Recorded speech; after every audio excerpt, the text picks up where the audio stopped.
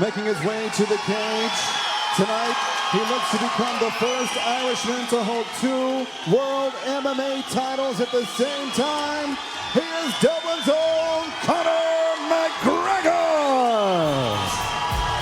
And that roar that's ringing around the helix is for the other challenger and our current featherweight champion. He brings 11 wins and 2 losses into the cage. He is the fighting pride, the native son of Dublin, Ireland. He is the CW reigning featherweight champion of the world, the notorious Conor McGregor!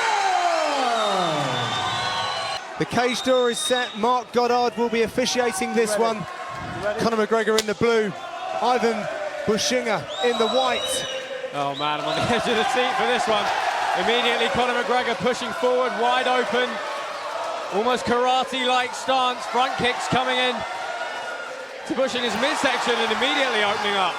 Conor looking so settled already. And that's that capoeira style of striking that he's been using, and he's mixing everything up so nicely, really taking Bushinga by surprise. Yeah, Bushinga had a lot of time in his last fight here on Cage Warriors to settle into the match.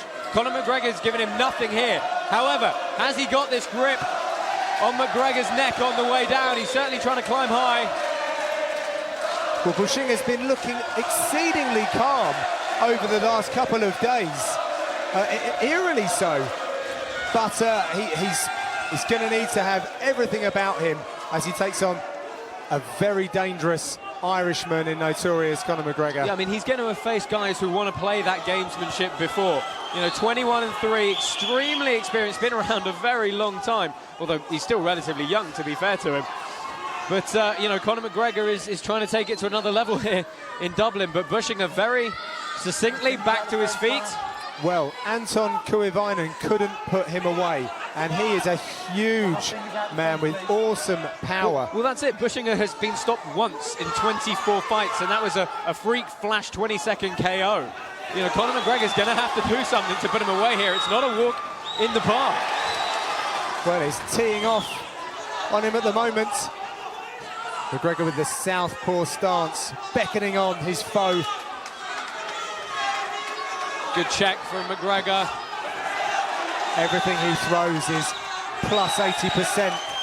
He's such a gentleman out of the cage, but he's a machine of destruction inside. Nice combination from Bushinga. Outside, that strike left was so very well executed. He's got a very good boxing style. Bushinga throwing a few outside left low kicks, following up with jabs nicely. Wow. Hand speed, I think, is the 2 words you need to know about there. Bushinga's legs looks a tad wobbly as McGregor connected. He's chosen to drive himself up against the frame of McGregor. One of the nice things McGregor said in a few interviews, he said, I'm not going to get him out of there in the first. It's not going to be that easy, but I've got the confidence to think I might get him out of there in the second, which is, you know, sort of a measured sense of confidence, which I rather like. McGregor's also got a packed hall here in Dublin, right behind him, cheering on every single one of his movements, all of his twitches, in fact. This first round was always going to be a bit of a stern test. Wow. That's something that I've never seen before. Well, that was an incredible kick to the knee, and huge left hook from McGregor as Bushinga surges in. Bushinga's walking onto the punch. That's what created it. And that left is getting through. It's like a piston spearing through the Dublin air straight onto the chin of Ivan Bushinga, and it's having a home repeatedly. How very tough is Bushinga? McGregor with a huge shot. Wow. Bushinga's completely out of it. What a spectacular knockout by Conor McGregor, as we are bombarded with his fans around the commentary position. Covered in rather a lot of beer as well, John. Ivan Bushinga is in some real trouble, and Conor McGregor looks almost like a Viking. He's taken some of that Icelandic fury and brought it to the cage. And such crisp technique, and that is a hugely devastating hook shot. He didn't even put the whole of his body into that. He touched the chin and Bushinga went tumbling. Let's throw it to Joe to make it all official. Ladies and gentlemen, the end comes 3 minutes, 40 seconds, round number 1. Your winner by KO victory. And now, a 2-division CWFC World Champion, the notorious Conor McGregor! McGregor stands as champion at 2 weight classes. 26 years old is Paddy the Baddy, just coming into his prime. 27 is David Martinez. Pimblett, the slightly taller man and the slightly more experienced in the cage, 15-3-0 against the 8-2 record of Hispanico. And Paddy Pimblett with all those submission finishes on his ledger. That is going to be the method of attack to watch out for from the Paddy. Let's throw it to our MC in the cage, Mr. Hal Chaplin, to get this one underway. Ladies and gentlemen, this is your co-main event of the evening, brought to you by Apex Fights, we're taking place in the Cage Warriors lightweight division. Introducing first, fighting out of the blue corner, he stands 5 feet 9 inches tall, official weight 155.9 pounds. He's fighting out of Alghero in Italy and brings into the cage a professional record of 8 wins with 2 defeats. Introducing Davide Hispanico Martinez. Standing opposite him in the cage, fighting out of the red corner, he stands 5 feet 10 inches tall. Official weight 155.6 pounds. He's fighting out of Liverpool in England and brings with him to the cage a professional record of 15 wins with 3 defeats. Introducing to you, Paddy the Paddy Pimblett. Your referee in charge, and the action begins, Mr. Rich Mitchell. Referee Rich Mitchell about to get this one underway. 3 5-minute rounds if they need them in the Cage Warriors lightweight division. Davide Martinez in the dark green. Paddy the Baddy Pimblett in the iconic orange Sakuraba style shorts. Paddy looked like he was trying to burn a hole in his opponent from the corner as well. Never took his eyes off him. Yeah, that playful expression changes very quickly when Paddy Pimblett steps into the cage. He took an overhand right from Martinez early in this one, but didn't faze him. He's talked a lot this week, Dan, about wanting to show off his striking skills, his knees, his elbows. We could very well be seeing a very different Paddy Pimblett in here tonight. No, I'm enjoying this relaxed approach to his striking that we're seeing here. He looks very calm. He looks very very composed in there. And, the striking area is a part of his game that we need to see develop, to see him, be a well-rounded world championship level fighter. And I feel like, he's got the reach and height, and now this condition that he's got as well. I mean, this is by far the best shape that we've seen him in. I think that's going to transfer to confidence to, to mix it up a bit and try some new things.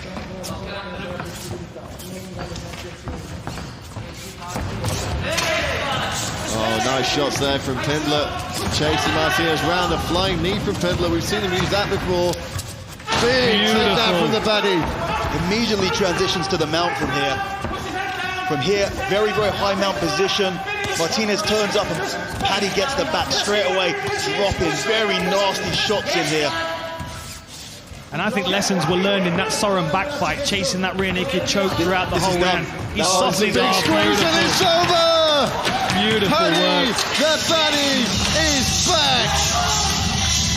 Wow. Absolutely flawless performance from Liverpool's own Paddy Pimblett. So our referee for this one, Neil Hall, and a very pensive-looking Janssen in the red corner, Josh. Oh, incredibly stern look on his face. If anyone told him Conor McGregor has a habit of finishing quickly, I don't think anyone told him. don't blink for this one, ladies and gentlemen. Interesting gamesmanship from Conor McGregor in the opening stanza there. Southpaw, Conor McGregor wearing the wrestling shorts. Aaron Janssen from Norway wearing the black shorts. A good display of kicks from Aaron Janssen, trying to keep the range on Conor McGregor, let him stop him closing the distance quickly. But he is fast when he comes in with those hands, isn't he, John? Yeah, absolutely. And Conor's looking very relaxed. His shoulders are nice and relaxed. He's a boxing coach at SBG.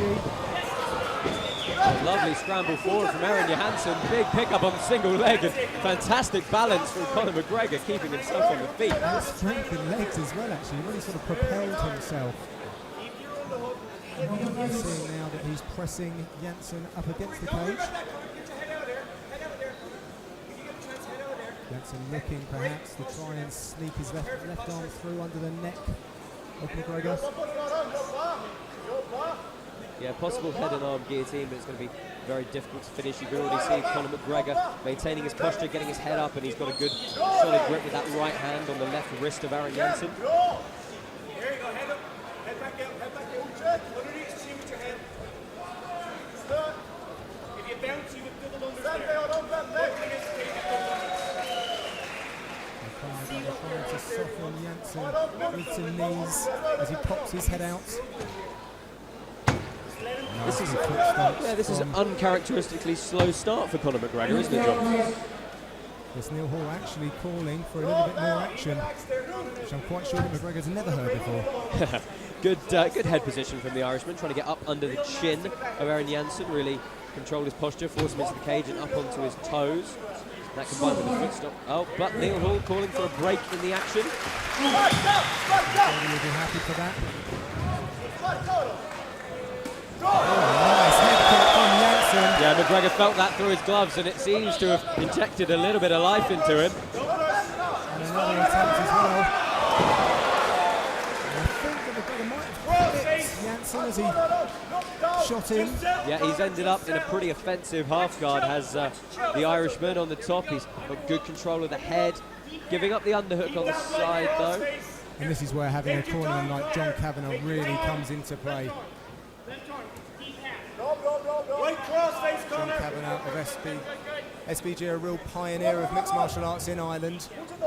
Yeah, I was speaking to a few renowned figures in the last couple of days, and they said, you know what, Greg Jackson in the US, John Kavanagh in Europe. I'm sure he'll be very proud to hear you say that. Left elbow to the leg. And it's nice posture for striking from Conor McGregor, really throwing the legs to the side, landing a nice big shot. He's trying to hurt Janssen with some shots, and I think he's having some success with those shots. Yeah, Janssen forced to scramble forward, but he's left himself open for a pretty nasty crossface from Conor McGregor. Loads of time, Conor. Loads of time.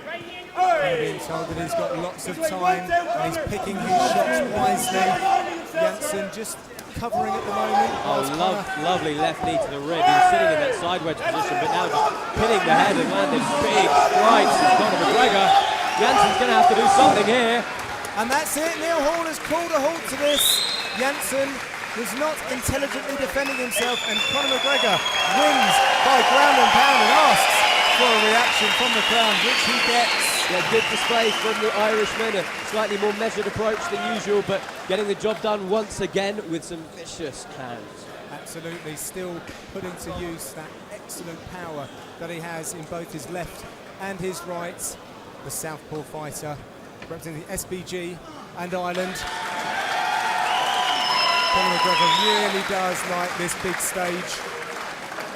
A convincing win over Aaron Janssen. Well, the roof coming off the BEC Arena here in Manchester for Luke Riley. A lot of fans making the short trip over, as they do every time this young man fights. And something tells me the crowds are only going to get bigger and bigger as his career progresses, but he's got a tough test in front of him in Callum Parker here. 3 5-minute rounds if they need them at a catch weight of 150. Referee Paul Crosley in charge for this one. Very experienced official on the UK scene. And this is what Callum Parker likes to do. He likes to infight. He likes to pressure his man and get those short shots to the body and head off on the inside. Oh, there's a nice right hand. Oh my God! Shot! He's dropped Riley. Riley's back to his feet. Oh my! It's a firefight. Wow. Tie clinch from Riley, knees to the body. Rocked badly twice. The fact that Riley was still able to stay onto his feet. Callum Parker still landing, but Riley firing back now.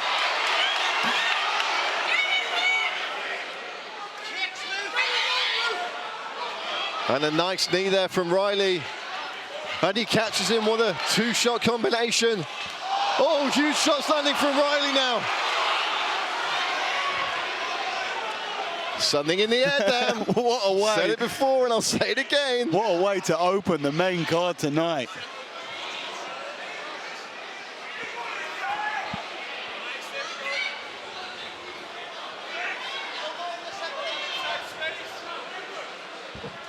Oh, big body shots there from Callum Parker. Riley firing back. Both men have taken some huge shots. You'd have to give the edge of it to Parker, though, dropping Riley and then stunning him again. The question might be, though, Dan, how much does Parker have in the tank taking this on short notice? Has he emptied the gas tank here in that opening exchange? I don't know. I mean, you talk about, yeah, he might not be in shape, but, you know, he might not be sharp, and he's certainly looking sharp. I mean, what a start to the fight.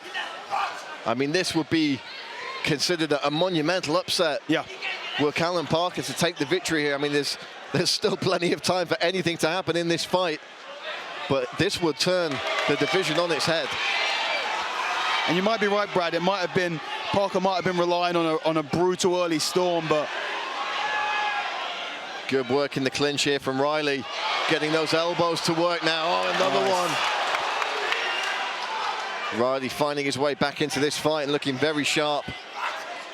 He's dangerous with his hands, his elbows, his knees. Another big knee to the body from Parker there. You see his brother Kyle in the corner. And you might start to see Riley investing in the bodywork now. Goes upstairs with an uppercut, down to the body, gets popped with a left. Oh, and a huge again. clubbing shot. Parker again knocking Riley down. Riley's got to be careful about these strikes as he gets back to the feet. Lovely knee to the body from Parker. Absolute war. We could be looking at a round of the year contender here. Riley firing off the combinations. This is wild. Best sport in the world, my friend. Parker trying to slow things down a little bit now. Parker utilizes this clinch and the strikes from the clinch position. I mean, that's how he got those first two early shots. He clinched super early and then rocked Luke twice. Big elbow there from Parker. Controlling that distance with the clinch. Oh, fantastic stuff from Riley. Unleashing now. Nice knee to the body. He stopped guys with body shots before.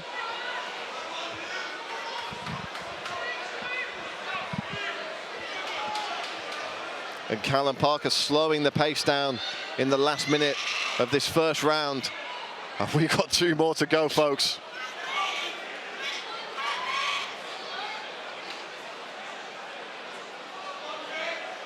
Callum Parker not turning up here tonight to make up the numbers.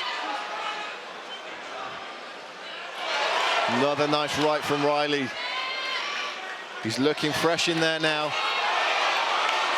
Opening up on Parker. Oh, Parker lands again, Riley lands again, and they are trading shots.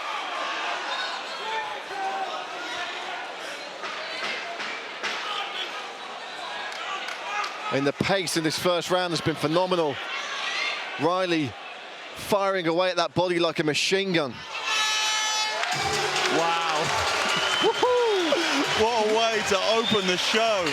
I'm sure Callum Parker can too, but the question is, can he on a week's notice?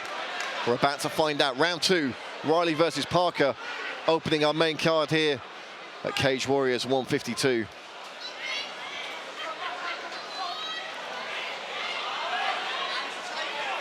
The hand speed of Luke Riley, something to behold. Parker, though, landing that left again. Takes a stiff right hand.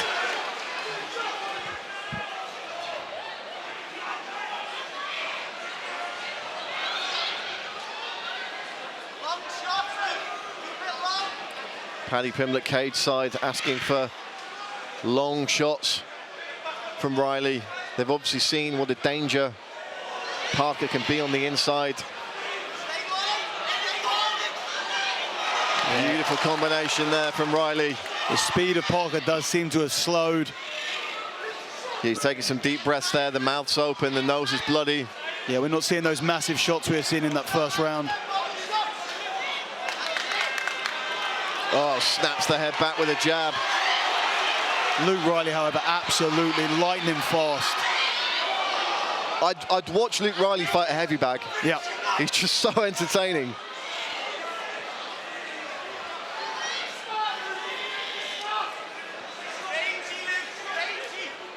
Another good shot to the body from Parker there, and Riley's got to be careful. Parker's still dangerous here. Wearing a bit of swelling under the eyes, though, is Parker. Takes another one to the body. And another. Oh, huge right hand. Parker fires back, though. Parker letting rip. But he's eating shots on the inside now. Bit of his own medicine here. This is where Parker was able to open up those shots in that first round. First time we've seen him back in the clinch. Riley against the fence here. Wonder whether he has the energy to do similar to what he did in that first round.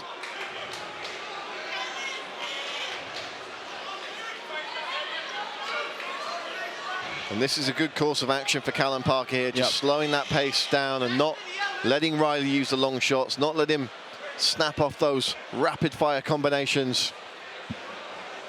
Maybe just buying himself a little bit of time here. Riley forces the break, they reset.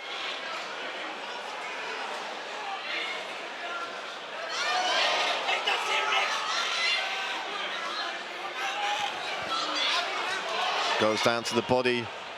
He's got to watch the uppercuts, does Parker.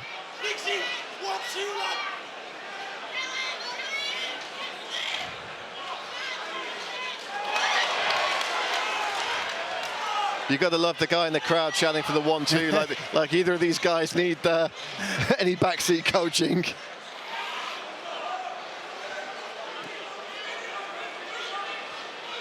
And again, Parker able to just slow Luke Riley down and get him out of his rhythm.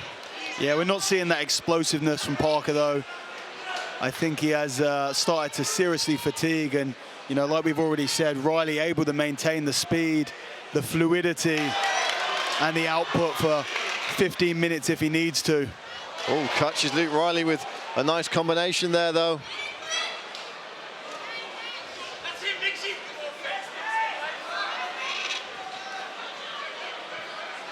Yeah, just a little bit less disciplined in the strikes now from Parker with that fatigue. Lovely body shot there by Riley.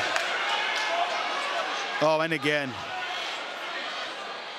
And there's not a whole lot missing from Luke Riley here. So precise, so fast.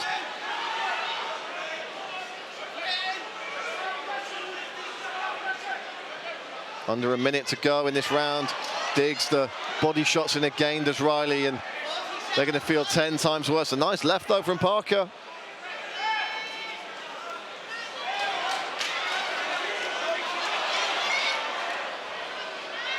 Framing off there is Riley.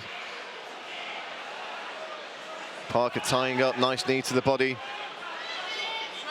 Still in this one.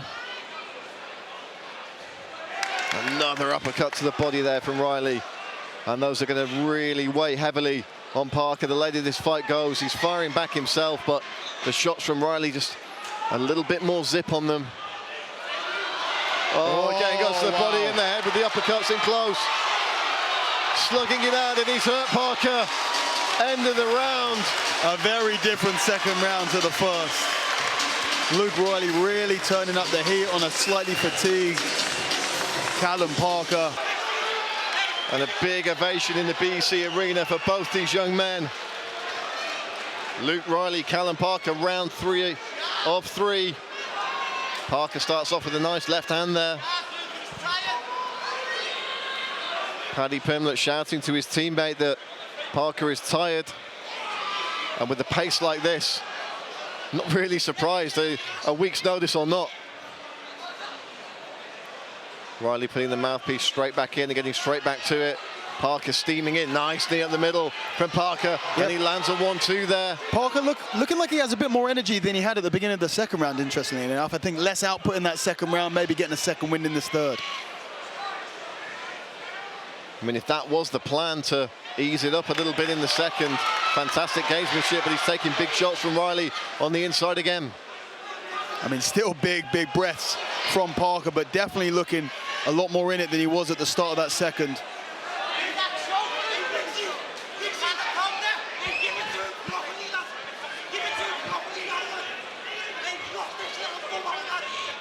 And again, Parker just slowing the pace down here, not giving Riley the opportunities to start snapping off those rapid-fire combos.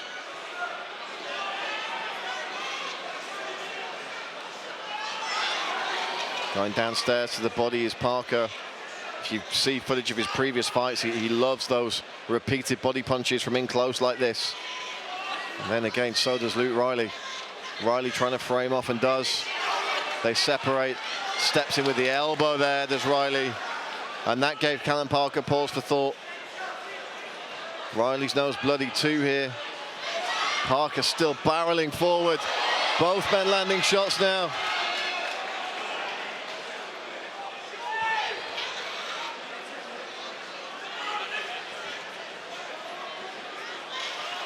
Pretty close in this third round. Parker chewing up the clock here. Riley trying to frame off.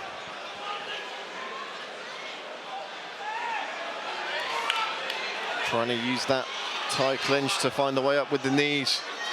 Parker firing back.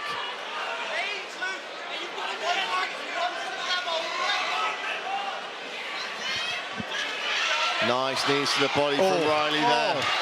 Parker absolutely savage knees. But they were huge. They were huge from Riley, and he drops the elbows into the side of the head as well. Is Parker going to try for a takedown here, maybe? I'm not sure he has the energy to do that. You see the position here, the arms are sort of quite loosely holding on to position.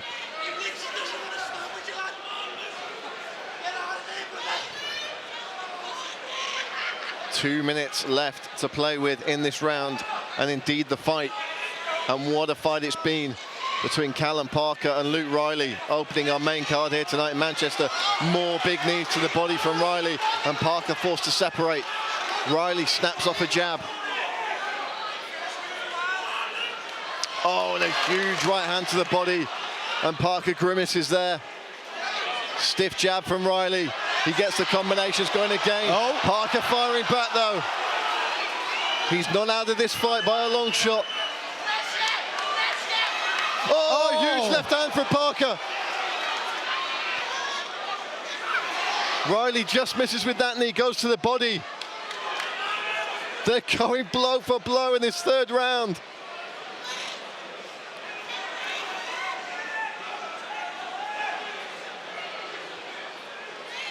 Well, I mean, come December, Dan, we're going to be talking about this one in terms of a fight of the year contender. Oh, yeah. I mean, that first round was one of the craziest first rounds I've ever seen. Especially knowing what we know, how good Luke is, how he was, you know, he was the favorite going into this, the short notice that this fight was taken on, and then, I mean, almost finishing that fight 2 times, maybe 3. I imagine there will have been a few rather worried bookmakers after that first round. Just a bit of instruction from Paul Crosley there to keep the action moving. 30 seconds left on the clock.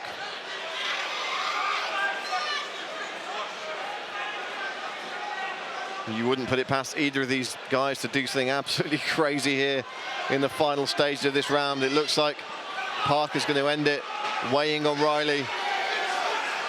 Final 10 seconds now.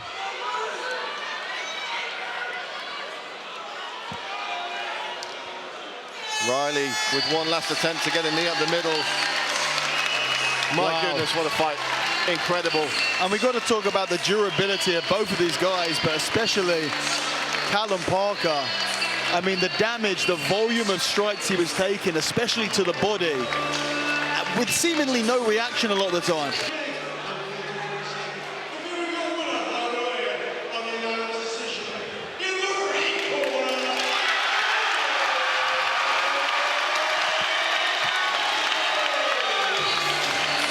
Luke Riley with the unanimous decision victory.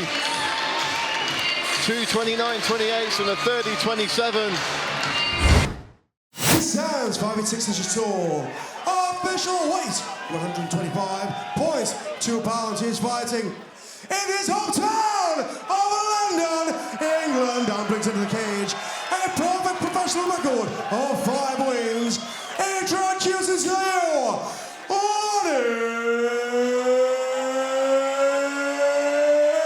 Kavanagh. Your referee in charge when the action begins, Mr. Rich Mitchell. Mr. Rich Mitchell about to get this one underway. 3 5-minute rounds if they need them. And I really hope they do. In the Cage Warriors flyweight division. Vato Loco. Sean Marcos Claudino de Silva. Let's go. In the yellow, Lonnie Kavanagh. In the black. Both guys promising ninja stuff only. Oh, it's a big shot by Kavanagh! De Silva trying to recover. Absolutely spun his head round. 15 seconds into the fight. Kavanagh's corner calling for composure here. De Silva tries that flying knee, nice elbow from Kavanagh. And I'm impressed with that recovery. Big body kick.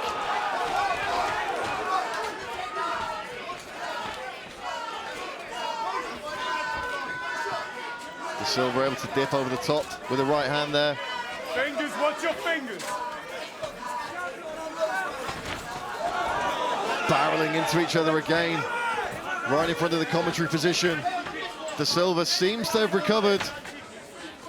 De Silva always so aggressive, so much forward pressure.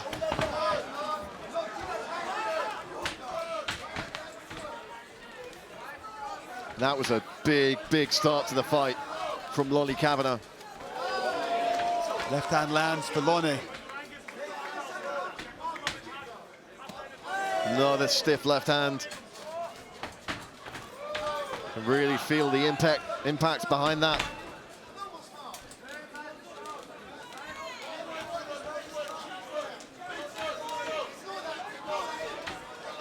Looks like Silva's trying to bait a reaction out of Kavanagh here.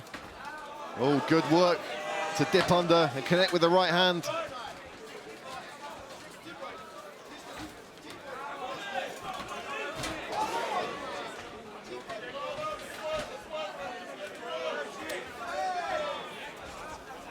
We expected this high work rate.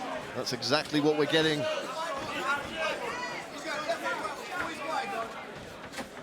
So far, it's all Kavanagh with the accuracy here.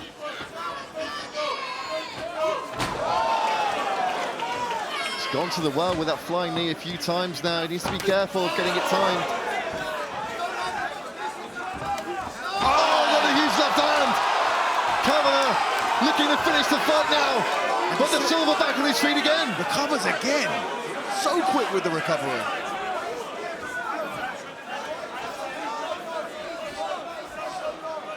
Dropped twice now. He's something to do with the aerodynamics of that sweet throw. It absorbs the impact. Dropped twice in the first half of the first round.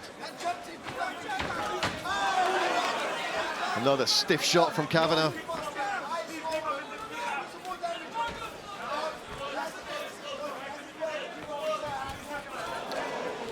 Tries for the spinning back elbow. De Silva rather needs to keep those hands up when he's coming in, because that's when he's getting caught.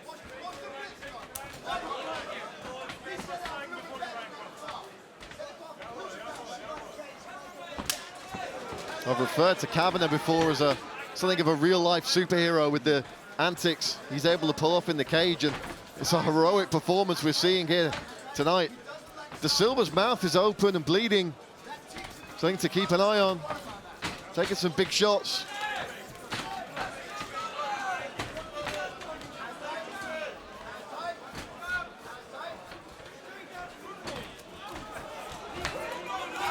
Nice elbow by De Silva.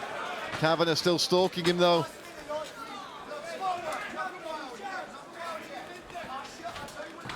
It feels like every single person I've spoken to about this fight has a different idea on how it's going to play out.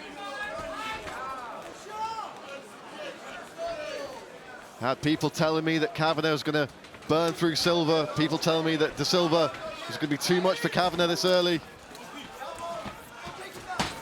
We may have 2 more rounds to find out exactly who's in the right. Sure? Time. No. Over there. Stay. Looked like an errant low blow there from Kavanagh. No. Hold it. There. Go on, there. You good? You sure? Back here, same position. Oh no, it was a low blow from De Silva. Yeah. Same position. Take your under. Maybe take a look at that between rounds. Then there might be a lot for us to look at between rounds. If it Oh, that left hand! And again, De Silva is in trouble. Kavanagh looking for the finish. The gum shield is out. throws it all. By Kavanagh. 20 seconds left in the round.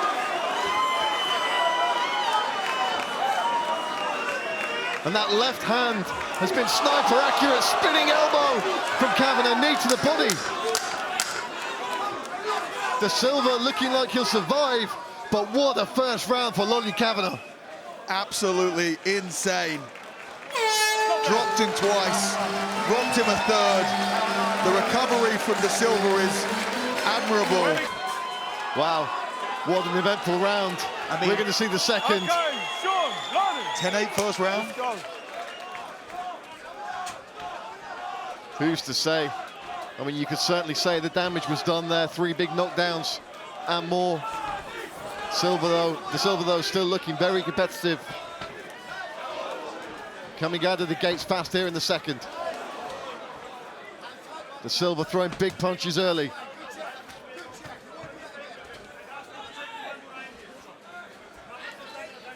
Check the leg kick there, and Kavanagh's corner saying he won't do that again. And there's a lot of swelling around the mouth of De Silva. And it is that left hand of Lonnie that is doing the big damage. That lead left. And again.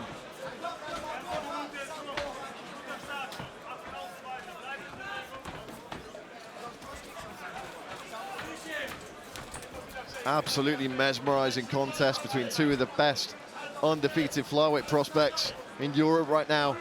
I mean, De Silva just really not able to solve the puzzle that is Lonnie Kavanagh so far. And Kavanagh just beating him to the punch and just hitting that little bit harder, it seems. It's too fast and too accurate.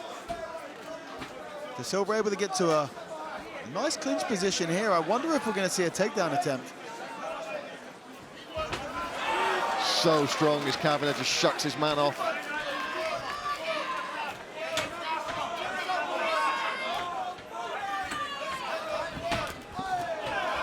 Catches the kick, counters with the left.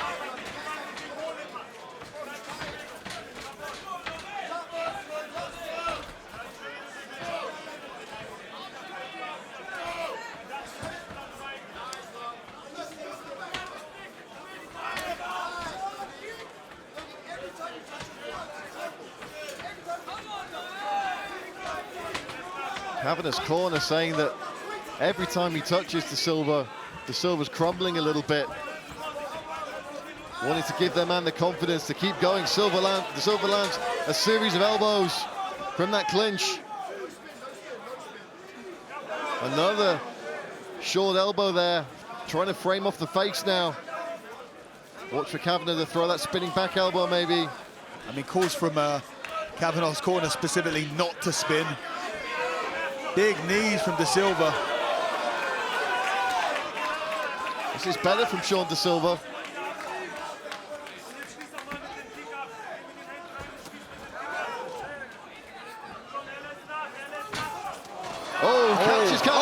with a couple of big shots. Kavanagh fighting back. And De Silva just making this a bit more of a dirty fight. He's getting in there. Elbows from the clinch, knees.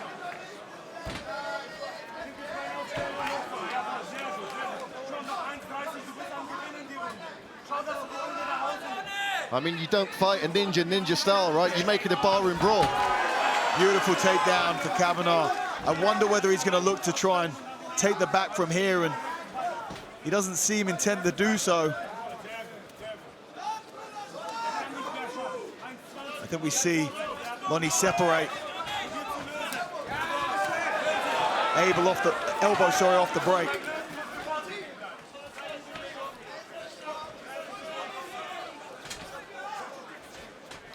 De Silva looking like he's found his rhythm in the second round. Minute left. Short elbow there, beautifully done. De Silva cut just around the right eye now.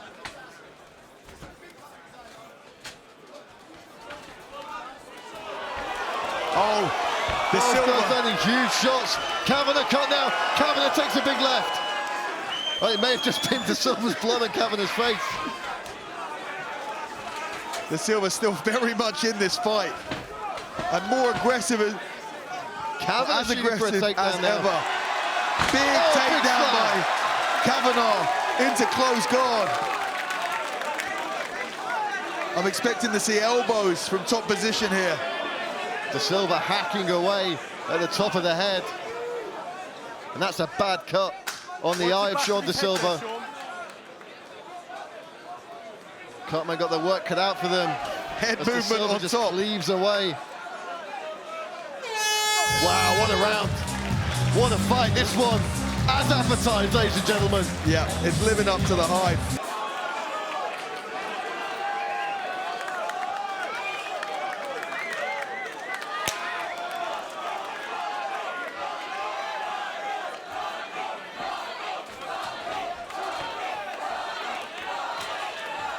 Crowd roaring here at the Indigo. Huge right hand from De Silva, just misses.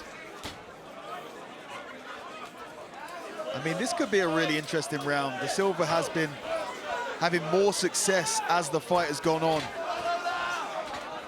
Throws the oblique kick there. Lonnie with that left again.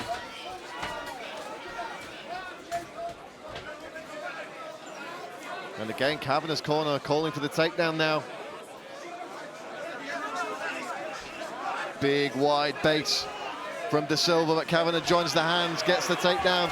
De Silva straight back to his feet. Yeah, good work from De Silva. That left arm whizzer over the top of the underhook of Kavanagh is stopping Kavanagh from coming round to the back.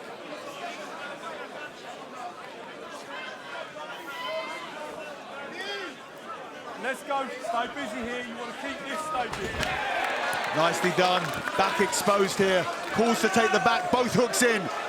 Could Lona Kavanagh finish this fight via submission straight into a body triangle?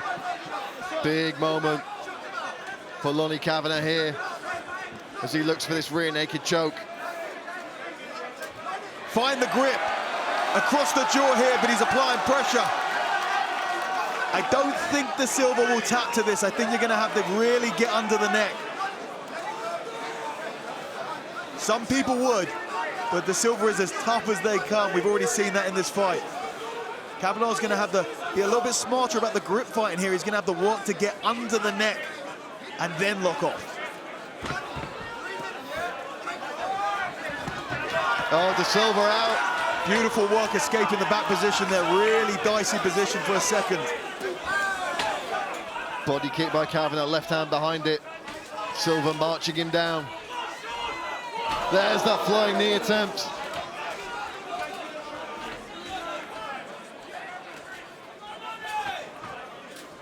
Has won a fight with a flying knee like that in the past. More short elbows from Kavanagh.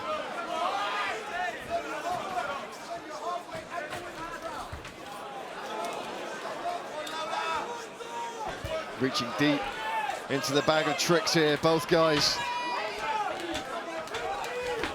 Frames off the face to De Silva. Just a relentless pace. Still throwing his flying knees in the third round. Lovely shot there from Kavanagh. De Silva scrambles to get his back against the fence to help him stay upright and possibly get back to his feet. Kavanagh, I'm not sure if he's trying to apply a dog bar or that's a knee bar, pushing the hips through from a half guard position.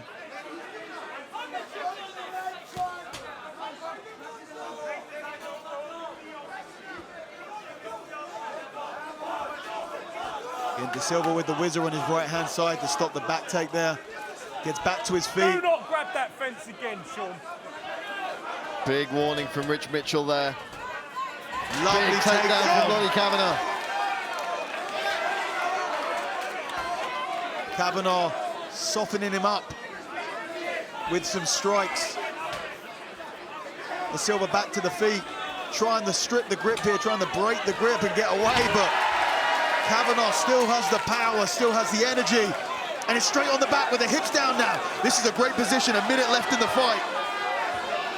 Possibly the strongest position in grappling, belly down, back position, he's under the neck. Kavanagh looking for the switched the rear hands, naked he's choke. under the neck here. Big squeeze from Lonnie Kavanagh. 45 seconds left. De Silva's doing a great job of stripping the grip here. He's gonna have to lock off a full rear naked choke grip. So close to finishing this. The arm position is perfect, but De Silva is just not allowing him to connect the hands, to lock off, to apply enough physical force to actually get the finish. 20 seconds left in this fight. As blood pours from the eye of Sean De Silva. Yeah, it looked like that cut got opened up again badly. Well, we are going to see the end of this contest, and what a contest it's been. Lonnie Kavanagh, Sean De Silva take a bow. That was absolutely tremendous. Ladies and gentlemen, after 3 rounds of mixed martial arts action, we go to our judges' scorecards. Your judges score this contest 29-27, 30-27, and 30-25. In favor of your winner by way of unanimous decision in the red corner, Lonnie Kavanagh.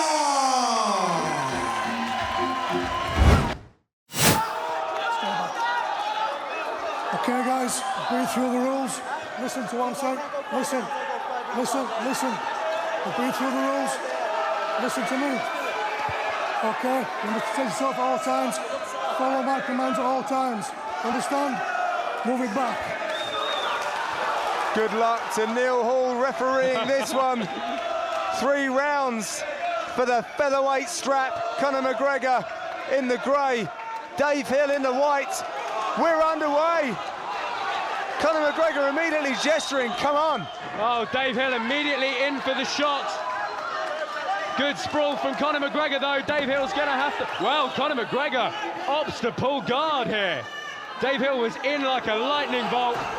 Now looking to pass. Look how well, though, McGregor's posted and back to his feet. Teammates at SBG have told me it's okay getting Conor down, but he'll get straight back up, well, which he's just shown. It's going to be very hard for Dave Hill to keep McGregor on the ground and then work his way to a submission. UK standout Tom Breeze and Mark Goddard in the corner of Dave Hill as Conor McGregor reverses the submission specialist. Huge adrenaline probably running through the veins of both of these young fighters. Yeah, as they break here, Conor just stifling him up against the cage. A rare kick from Conor McGregor. Dave Hill has never been stopped, Josh. And he doesn't believe that Conor McGregor has it to do either. Well, McGregor is going to be so fired up here, I think you could probably hit him with a truck, and he'd keep coming. Good head kick from McGregor. Now, good straight right back from Dave Hill. It was the Ash Grimshaw fight where we really saw Dave Hill striking, turn a corner, but at the same time, this is the realm of Conor McGregor. Dave Hill lost out to Artem Lobov, who is an SBG fighter. Dave Hill again in on the shot. Lovely whizzer and sprawl from Conor McGregor. Textbook defense on that single leg. But this is where Dave Hill wants this fight. Yeah, immediately working to rubber guard, looking to get really high, tie up the shoulders of Conor McGregor. Mark Goddard is a student of Braulio Estima, and that has filtered down into Dave Hill's game. Well, the close guard game that someone like Braulio brings is exceptional, but looking for the omoplata is Dave Hill as Conor McGregor looks to circle over. He's got a possible triangle from the top here. He has indeed. Dave Hill's got to be careful. Still with the shoulder of Conor McGregor locked up, but still in that position, but he's through it, and it looks like McGregor just wants to beat on Hill. yeah, Dave Hill not quite able to restore guard, but it was in the transition, in the attempted mount, that Conor McGregor was caught and moved back to half guard. So Conor McGregor in Dave Hill's half guard. Dave Hill knew he was going to have to weather an exceptional storm coming from Conor, and he's done so thus far, but some huge ground and pound from the Dublin man. And it is an answer to the SBG chants from the crowd.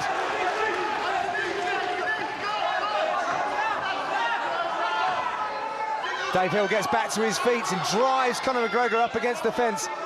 He is so tough, this Brit. Yeah, Dave Hill is showing that you can put him in a bad position, but in the scramble, he knows exactly where he needs to go. Conor McGregor starting with the gamesmanship, though. And McGregor's got to be careful. Dave Hill is meant to be forcing the action. They were the words that I got from Mark Goddard. He knows that if Conor McGregor comes forward, and look at this, that head kick, look at the rigidity of the chin for Dave Hill. The shots to the top of the kneecap. Mark Goddard on his feet in the corner of Dave Hill. Going to the body as well. Oh, huge head kick. Big head kick as Dave Hill looks to shoot. Oh, Dave Hill has recovered so quickly. Immediately scrambled back with that underhook and back to his feet. I can see why he's never been stopped in his career yet. Tough as nails.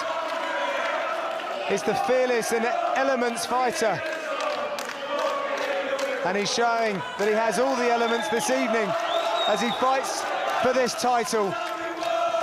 Scheduled for 5 rounds. Oh, lovely jumping switch knee from Conor McGregor. The variation started to come out, the confidence in his strikes.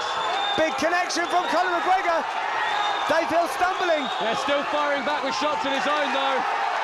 In on the single leg, these little elbows are what Conor McGregor used to put Steve O'Keefe away. He's so dangerous with them. And Conor McGregor has used that cage to good effect. Oh, Dave Hill scrambling, McGregor moving to the back. Is this going to be his first ever submission victory? Well, he's getting it inside. It's very difficult for us to see how tight it is from our position. Last few seconds here. Oh, my God. Dave Hill sees a second round. Deep water for him there. What an encounter. Mark Goddard furious with the referee, and I think it's something to do with Conor McGregor holding on to the fence. But anyway, back to the action. Conor McGregor coming forward with punches, and there. The head kicks he started landing. Shin to jaw. Look at the power in that. How did Hill keep the clarity of mind to fight back? McGregor's seen that every time Hill comes with that big overhand right, he drops his guard first, and he's making him pay. Bit of the groundwork from Conor McGregor here. I really thought we might see him take home that rear naked choke for a moment, but Dave Hill staying in this with every ounce of heart he's got. Conor McGregor looking very impressive here tonight, showing us all of his credentials.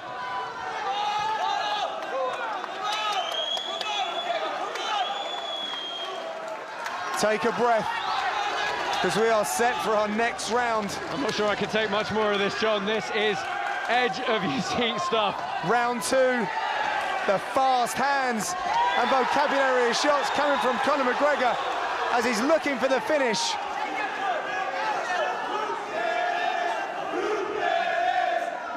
There's songs ringing about this auditorium here in Dublin. Phenomenally tight mount here for Conor McGregor as he crosses his feet underneath Dave Hill and really sinks his hips low, pinning the man from Coventry, to the floor.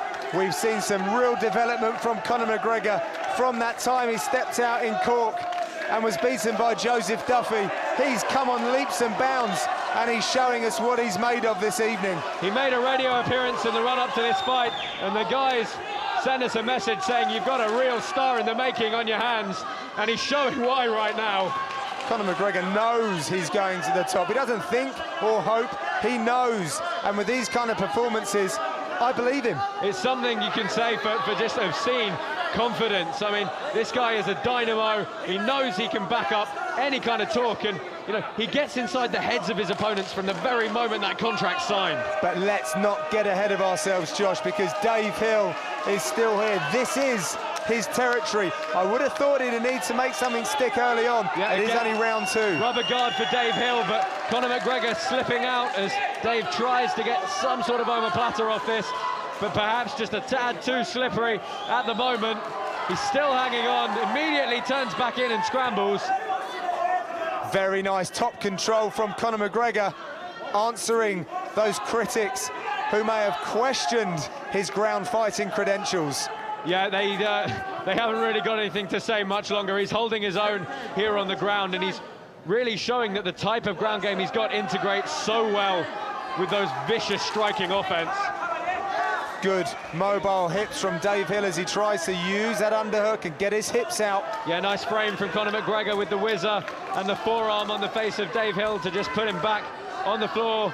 Doesn't want to extend his arms too much here, though. Conor McGregor looks fresh as a daisy as he throws with some real venom. Dave Hill again back in on the single, but Conor McGregor just stepping out of it, pinning the head. Dave Hill making a really good account of himself. But for me, Conor McGregor is in the ascendancy, chalking up points and doing a lot of damage as we get deeper into this championship fight. You've got to start wondering how much longer can Dave Hill hustle and hustle on these scrambles and these recoveries, because every time he's bearing the weight of Conor McGregor, he's still very much in this fight, and he's pulling some fantastic escapes and recoveries out of the bag here. But the top position is all Conor McGregor right now. This is Dave's kind of fight. He does fight this way. He's often in danger, but pulls things out. In the fight against Dave Lee, he was in a very uncomfortable position and pulled out a submission win. Looking for a guillotine with one arm was Conor McGregor. He can afford to take his time here, and Bayside is walking up for a head and arm choke now, though. You can see him just take those fingers inch by inch up the mat as he tries to isolate the right arm of Dave Hill. Really good deep grip around the head as well, but opting to go back for the strikes. Good maturity shown by Conor McGregor, not rushing anything, and you would forgive him for that with the kind of support that he has here. Again, looking for the rear naked choke. He's got good inside wrist control with that other hand. Looking to isolate and trap that arm. Dave Hill was wise to it. As we get set for a minute left in this round. He's got the body triangle now, and look at the extension he's getting on his hips as he arches in to the back of Dave Hill. Dave Hill has never been submitted. It's a lot of pressure. He's never been stopped. There it is. It is all over. Notorious Conor McGregor is victorious here in Cage Warriors. He wins the featherweight belt.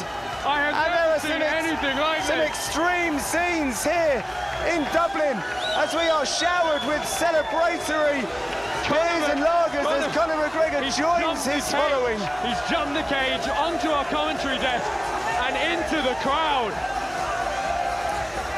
What can I say? Wow. A fantastic performance from Conor McGregor, who steals the title in a beautiful way, submitting. That's right, ladies and gentlemen. My God. Submitting Dave Hill to earn himself championship gold. Unbelievable scenes here in Dublin.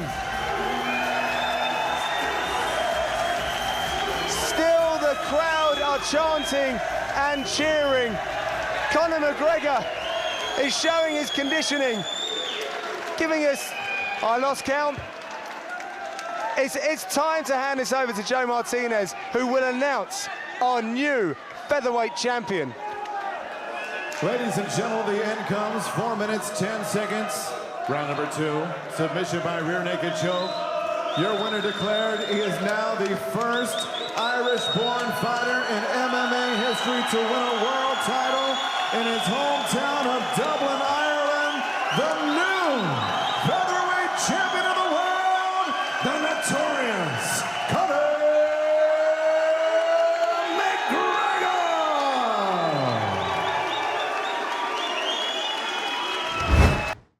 A jiu-jitsu fighter, he holds a professional record of 11 wins and 1 loss. Standing 5 feet 10 inches tall and weighing in at 145 pounds.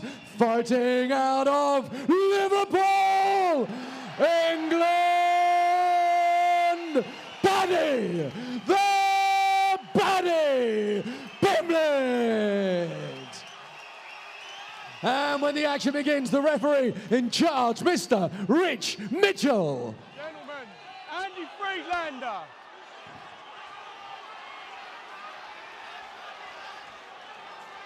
Okay, gents, you will protect yourselves at all times. You will obey my instructions at all times. You keep fighting until I tell you to stop. Now touch gloves if you want, step back. We are about to get underway. 5-minute rounds if they need them for the Cage Warriors featherweight world title. Johnny Frazier in the red, Paddy Pimblett in the orange. Let's go. Brad Wharton and Ian Dean privileged to call the action here at the packed out Echo Arena in Liverpool. Certainly he's more packed out the last time than Paddy fought here. But then he landed an amazing submission win over Conrad Hayes. Kiddo is a very, very different animal. Frazier experience, he's not going to be fazed by any of this. He's fought, you know, a big crowd, this kind of atmosphere. Now Frazier's a guy who's in a situation where he's got nothing to lose. That's right, Brad. A loss here for Pimblett would be a career changer, certainly for the immediate future. Big leg kick by the Paddy.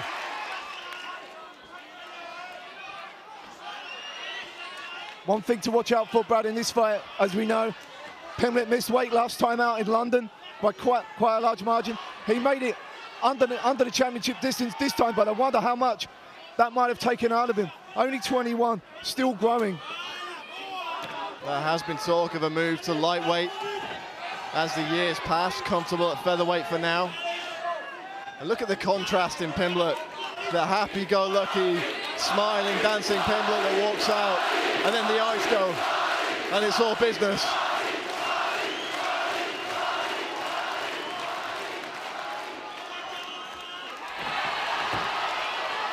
Just a little bit short on the takedown there was Pimblett. And you can see the look of disgust on Pimblett's face. Flying knee, a big right hand! Paddy Pimblett! He's done it! Paddy Pimblett is the new Cage Warriors featherweight champion of the world! Unbelievable! Ladies and gentlemen, referee Rich Mitchell calls a stop to this contest at 1 minute and 35 seconds of the very first round, declaring the winner by TKO and the new Cage Warriors featherweight champion, Paddy the Paddy Pimblett.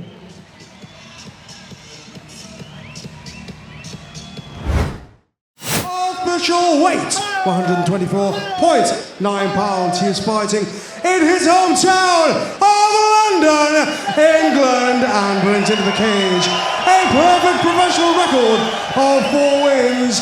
Introducing to you, Honor Kavanagh. Your referee in charge when the action begins, Mr.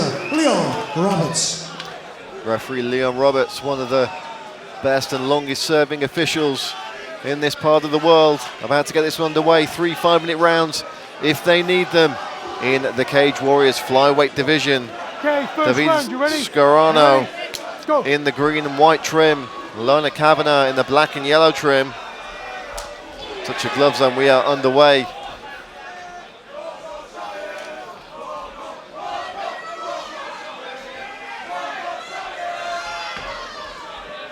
Leg kick just misses there.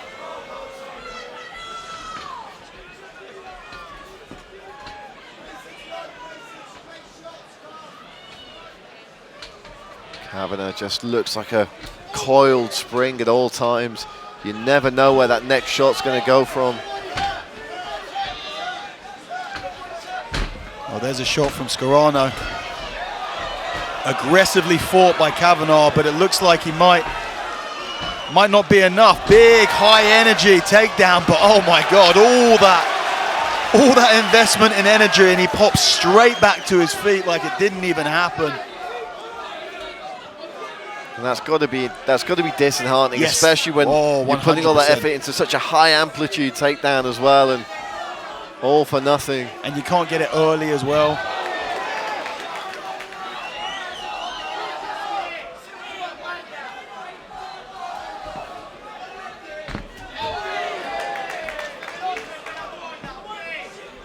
You don't always see flyweights with knockout power, but we know Lorna Kavanagh has that.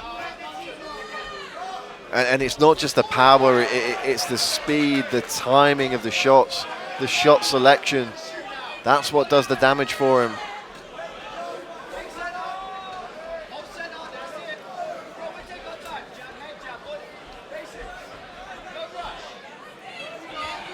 Scarano looking like he hasn't really settled in the cage yet. Unlike Kavanagh, looking very comfortable in there.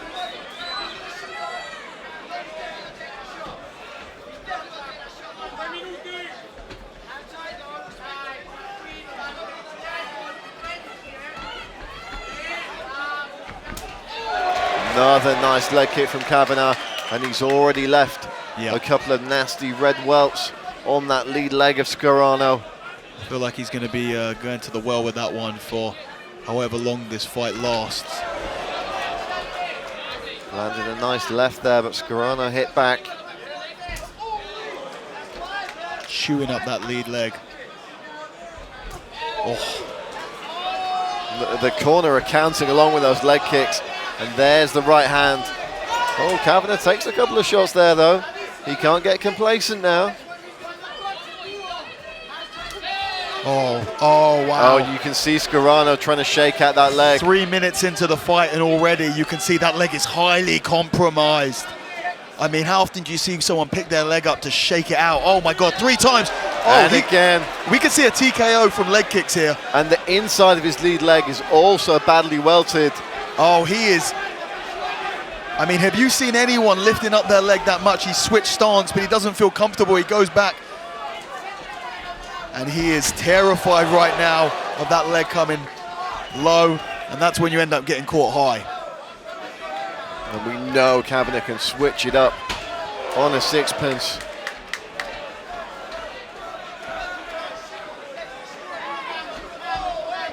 I think I can hear Kavanagh's coach, Ashley Grimshaw, saying that leg is destroyed, and I'd be inclined to agree.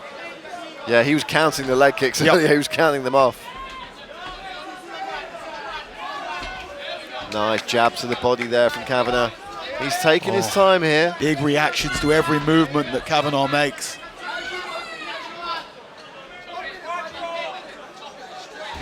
Oh, there's another one. Oh, God, he can barely put his weight down on it. He has the shoot. And that was a real desperation takedown, but, you know, with one wheel compromised, the takedowns aren't easy either. You can see the stance switch feels very uncomfortable for Scarano, but he has no choice. That front leg is so compromised now, and you can see that the battle in his head about wanting to lead with his left leg, but actually wanting to bring his right leg forward because he doesn't want that lead left leg to be hit. He doesn't know what to do. It's leaving him very square, and this is really, really good for Lorna Kavanagh. And he's limping on that leg. And I think we all know what's coming next. Nice kick to the body, though, from Scarano. He's not out of this one yet. Oh, another one. He is going to make it out of the first round, we would think. Just... huge spinning back kick! Wow. The credit to Scarano, he took that spinning back kick like a champ. Not only did he take it, he ran forward towards him. With that spinning back kick. And let's see what David Scarano can do here in the second round on that severely compromised leg. He's looking very stiff on that. Yeah, and you can see how quick the reactions come whenever there's any little movement through the body of Kavanagh. Oh, nasty. And once again, the stance switch, but you can see it doesn't look comfortable. And Dan, I tend to agree with your assessment. If this continues and Scarano somehow stays on his feet, would not be surprised to see the corner call this at some stage.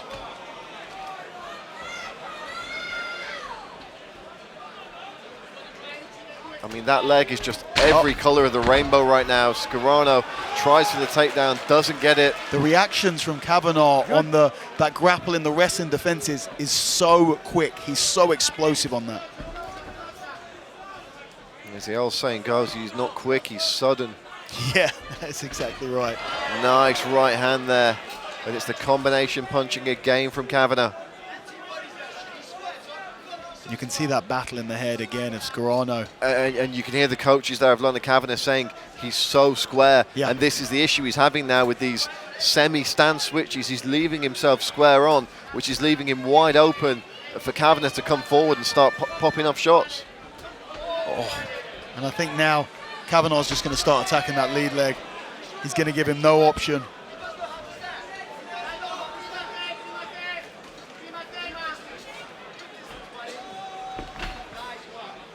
Scarano just looking really uncomfortable in that switch stance.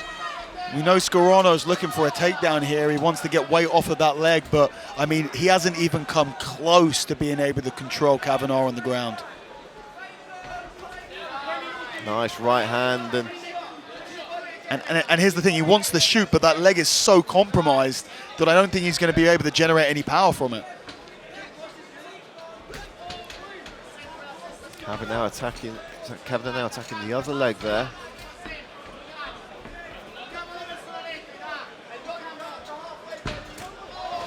Tries the head kick there, just a little bit short from Kavanagh. Oh, and a huge leg kick. The timing on that. Scarano to the mat. I mean, the timing, I think he went for a level change there, and as he ate that kick. Big kick to the body there as well from Kavanagh, mixing that shot selection up now.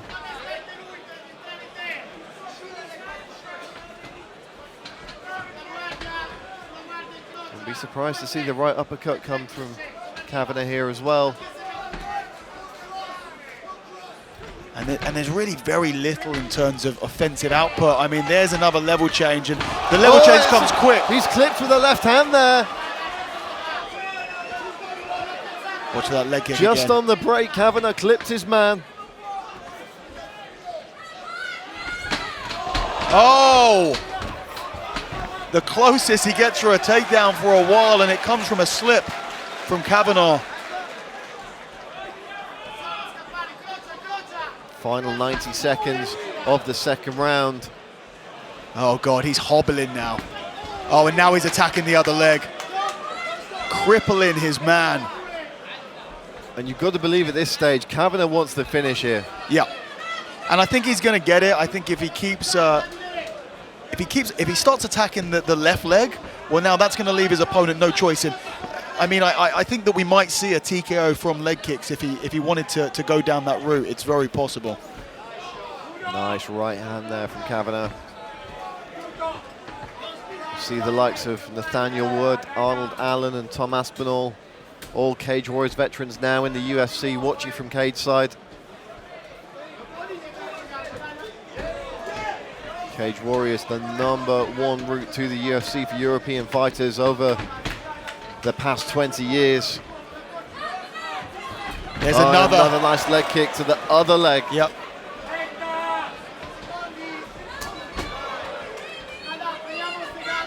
And something tells me Scarano's not going to be going for a Saturday morning jog tomorrow. Or next week.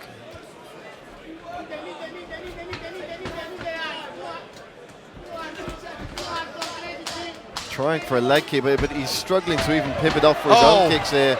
And again, he gets clattered by Kavanagh and dropped again.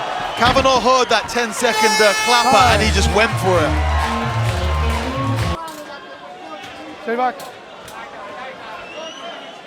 Third and final round. You ready? Let's go. Touch of gloves and we are underway. Oh, and now he's attacking that right leg. I think Kavanagh's just going to attack that right leg and just cripple his man, because a little bit more damage done to that right leg, and Scarano's going to have no place to go, no stance to switch. You have to do a handstand by the end of this fight. Yeah, another one. I mean, get the crutches ready, regardless. Still firing back though is Scarano. But he's lost his movement. You know, he still has the upper body. He's taken almost no damage there, but he's lost all the movement, all the pop, all the speed from the lower body. And of course, the power from that you generate from striking comes from the feet. All comes through the legs. You plant your feet, and it comes from the hips, and then the shoulders, the rotation. Oh, and again, drops his man. It's a huge knockout. Unbelievable. Lona Kavanagh stitched the superhero landing in the 3rd round. Should point out that Lona Kavanagh did miss weight by 1.3 pounds, but doesn't look like that's going to play too much of a factor into this one, especially with these flyweights. I'm interested to see how these guys open up, given the fact they've both had, you know, big periods of time where they've not been competing. You know, does anxiety play into these opening minutes and, you know, change their decision making? Both very cautious to start with. Oh, straight in with a left hand to high kick. Looking to end things early is Lona Kavanagh. You can see Morgan switched on and fired up now. His eyes are like lasers. Nice trade on that low kick. Kavanagh's hands looking very smooth early as well. Oh, kicks the leg out from underneath his man and straight back on him. Kavanagh looking very confident in these early exchanges. Really powerful low kick that was. And again, straight into the calf. Ryan Morgan answers back with one of his own. We have a cut above the eye of Ryan Morgan already. You can see some swelling in the brow. We'll see if that becomes an issue as this one goes on, but staggers his man there, does Kavanagh. It was a nice long left hook that was. Switches back to orthodox. Out of the way of the spinning techniques. Oh, nice side kick from Kavanagh as well. Don't see that very often. Yeah, for just a 22-year-old young man as well, looking supremely confident. There's a 14-year age gap between these two guys. I think he's going to try and come over the top with that right hand in a moment. Just faked a little hop in there, did Ryan Morgan. They reset center of the cage. Very difficult to read what Kavanagh's going to do. He's very slick, very fast. And he's mixed up the shots a lot early here, so really difficult for Ryan Morgan to get a bead on his man early on as Kavanagh chops the lower leg that time. And Kavanagh giving nothing away for free. Every time Morgan steps forward to do something, there's a counter to meet it. Oh, spinning kick return. Little smile from Morgan. Oh, and again a kick to the body. Ryan Morgan shook his head no, which usually means the exact opposite. It's a good thing he's been doing his sit-ups. That calf is becoming a consistent target for Kavanagh. And you wonder if that body kick that's landed so well might just flick a few more inches up and come over the top of the guard at some point. Well, that's the question. You know, once he's softened that target, there it is again. Beautiful body shot and a left hook on the end. You're right, Brad. Now he's softened up that target. He can use that as a feint to open up the head target. Oh, spinning back kick. Super slick. Sending Ryan Morgan clattering back into the fence there was Lona Kavanagh. Morgan has had K1 kickboxing experience as well, but the speed and footwork of Kavanagh is really making him very uneasy. Kavanagh told us earlier in the week that he was supposed to fight at the last Cage Warriors event in the UK back in December, and that fell through due to his opponent not being able to compete. So he's been ready to go for some time with this Cage Warriors debut, and he's certainly putting on a performance worthy of that debut here tonight. Look at the swelling on the lead leg of Morgan as well. You can see the bump on the front of his shin bone from the calf kicks.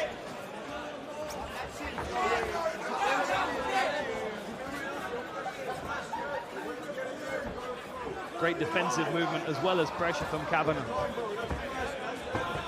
Approaching the final 30 seconds of the round, and Kavanagh just looking to draw something out of his man here. That kick called on the guard of Ryan Morgan. So fast with his legs.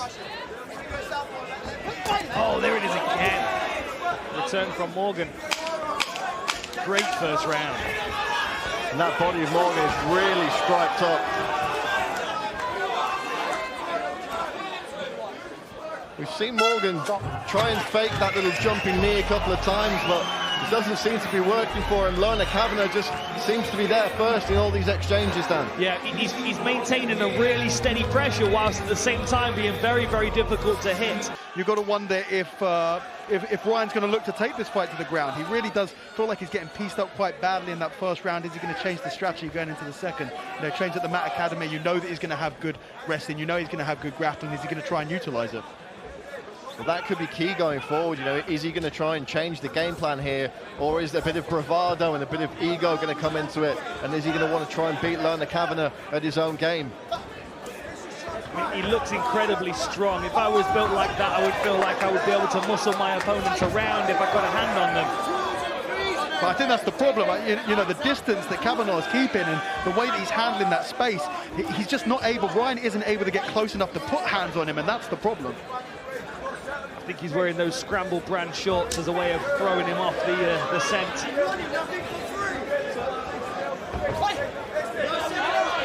Really timid on that lead leg is Ryan Morgan. You can see every time Kavanagh feints that he's pulling his weight off that lead leg. Now the problem with that is that it's leaving his back foot planted, which leaves his head largely in the same position. It's now starting to affect his defense as well. Just inches short with that spinning kick was Lorna Kavanagh. And I've heard so much chatter on the regional circuit about this kid. And obviously when you look at his fights, you can see why.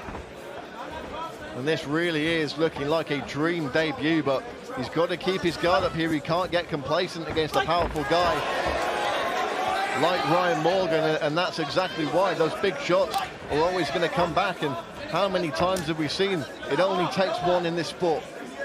Now look at the difference in targeting with the low kicks. Kavanagh will go straight into the shin and the calf, and then the return from Morgan, there it is again. The return from Morgan is higher than the knee, which is just not going to have the same effect as that calf kick. You can very much eat a few kicks into the thigh, into the quadricep, but the calf, as we've seen in recent years in mixed martial arts, is debilitating with one shot. Really affecting his movement to the point where he keeps switching his stance to move the vulnerable target away from his opponent.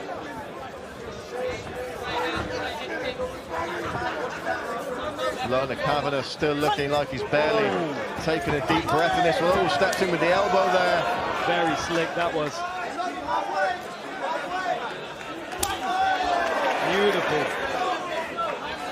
We're going to see so much talent coming out of GB Top Team over the next couple of years. It's going to be crazy. I called down to the gym a couple of weeks ago, and what a setup they've got, and the knowledge they've got on the mat, you know, across all the veterans, of course Brad Pickett being the figurehead. It really is going to be a special gym. In the next couple of years, we're going to see loads of talent, and I do feel like Kavanagh is a great example of what they have to offer right now. Absolutely, and a couple more examples coming up later on as Kavanagh tries the head kick, a nice left hook, a kick to the body. Oh, and a nice left hand from Ryan Morgan there. Confidence is on the rise here with Kavanagh now. He's using that left hook to the right body kick, setting him up really well, both sides attacked. Oh, and a back kick. Look at the redness on the midsection of Ryan Morgan now. Yeah, when you've got that good of a tan and you can still see the redness, you know it's having an effect.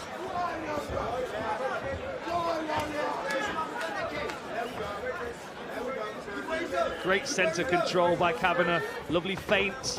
Cuts his opponent's arm. Oh! Puts him down with that. Looking to get a grip around the neck here. Morgan stands up, clips his man. There we see the accumulation of damage on that lead leg down. He really wants that head kick knockout at every opportunity. Oh! That's a huge shot! Counter right hand! You can't count Morgan out. He's got thunderous punches when they land. And perhaps just bringing Lorna Kavanagh back to reality for a second here. He's got to stay focused.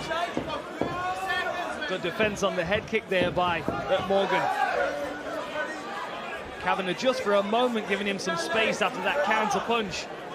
A little bit more respect, but now he's starting to pick up the pressure again. Oh. And you hear, again going for the head kick, but he's got to watch that counter shot coming back.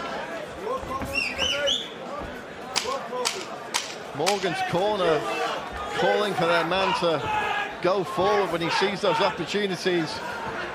Very difficult when you've got 1.5 legs to be functioning on. Look at the swelling on the front of his calf. It really is paying dividends for these young fighters coming through. Great show of respect there as we enter the third and final round of this flyweight contest. Look how timid Morgan is on that lead leg. Oh, that hurt me.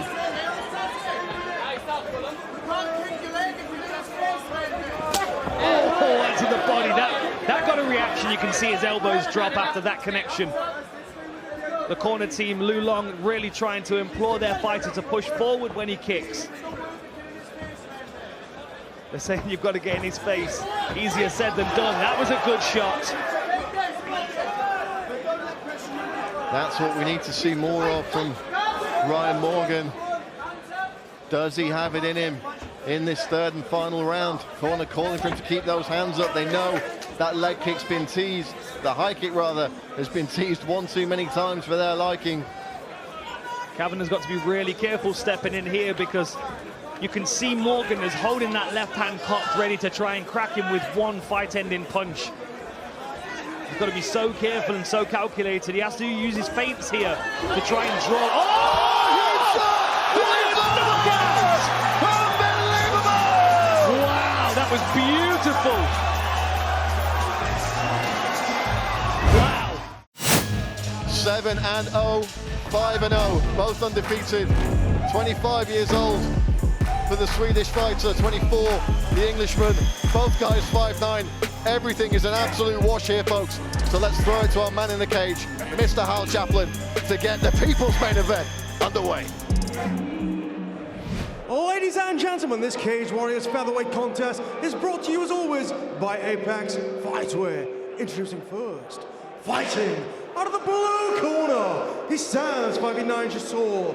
Official weight, 145.4 pounds. He is fighting out of Österåker in Sweden and brings into the cage a perfect professional record of 5 wins. Introducing Alexander Lu. Standing opposite him in the cage, fighting out of the red corner, he stands 5'9" tall. Official weight, 145.5 pounds. He is fighting in England and brings into the cage an unblemished professional record of 7 wins with no defeats. Introducing to you,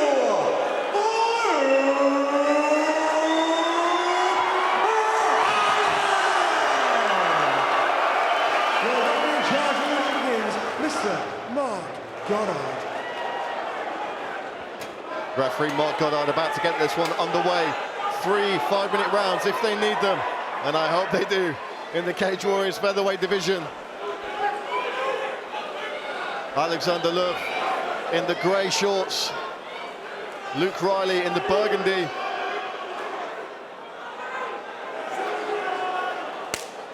And we are underway, touch of gloves. Both men coming out orthodox here. And you really get the sense of 2 gunslingers going at it here, Dan. I was just about to say that. You can feel the tension here. 2 undefeated knockout artists facing off with each other. You'd love to see it. Duff tries the high kick on the left-hand side early. Comes up wanting though. You can see, I mean, you're talking during the walkout about the scoliosis of Luke, and you can, when you look at his back, you can see that posture. I mean, incredible that he's able to achieve what he has. Well, like you said, I would say in spite, but apparently because of that possibly gives him an advantage. He is, of course, a teammate, Tobias Harilla, who'll be competing in our main event tonight. Oh, huge head kick there from Love. Toes across the teeth there. Luke Riley just eating. We saw the chin of Luke Riley against Callum Parker, took some huge shots, stayed in the fight. That's what I've liked about the last couple of fights that we've seen Luke Riley, and we've seen him really be tested. And, I mean, the guy does have an incredible chin for the weight division.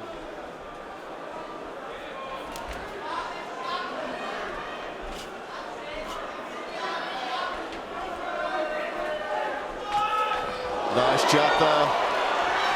Riley gets his hands up. Oh, Luke going at it again. Big shots from Alexander Love. Riley firing back, but he's definitely under pressure here. Big uppercut attempt there from Love. Missed and gave Riley a brief respite. Oh! Tries a switch kick. Riley fires back.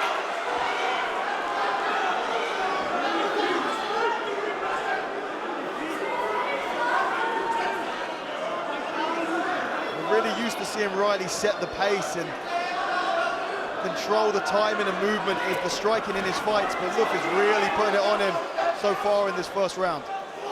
He's really trying for that uppercut here. He knows that's the sweet shot. Riley with a bit of work to do. Just half the round in the books.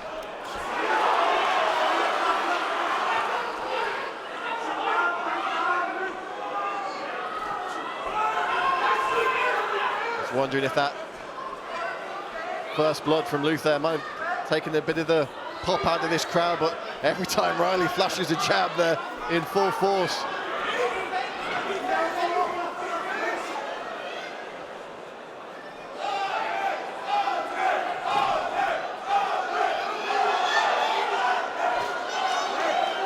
And the Swedish contingent making themselves heard here in Manchester. And the rest of the crowd is so quiet that they're able to, for once.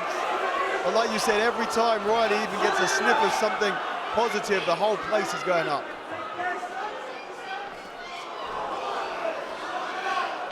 Both guys clearly respecting the offensive capabilities of their opponents here. Big elbow from Luke.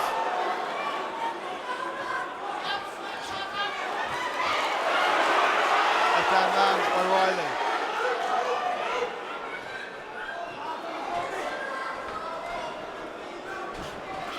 Oh, nice double jab right hand from Riley there. That landed.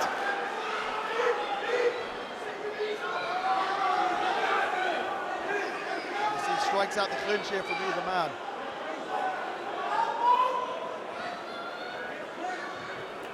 There we go. Nice short right elbow, but look. Oh, big flying knee. But what is Riley's chin made of?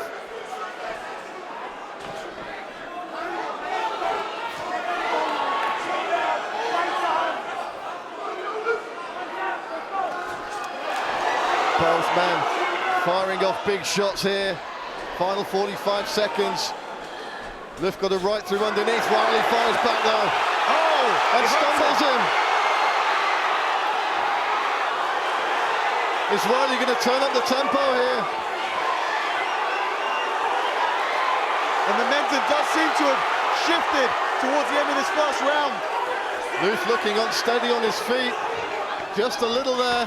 He shoots a desperate takedown there with no real setup, and Riley shrugs it off. Riley cut though. Nice right hand from Luke. Riley fires back. Finishing the round strong. The gun shot out.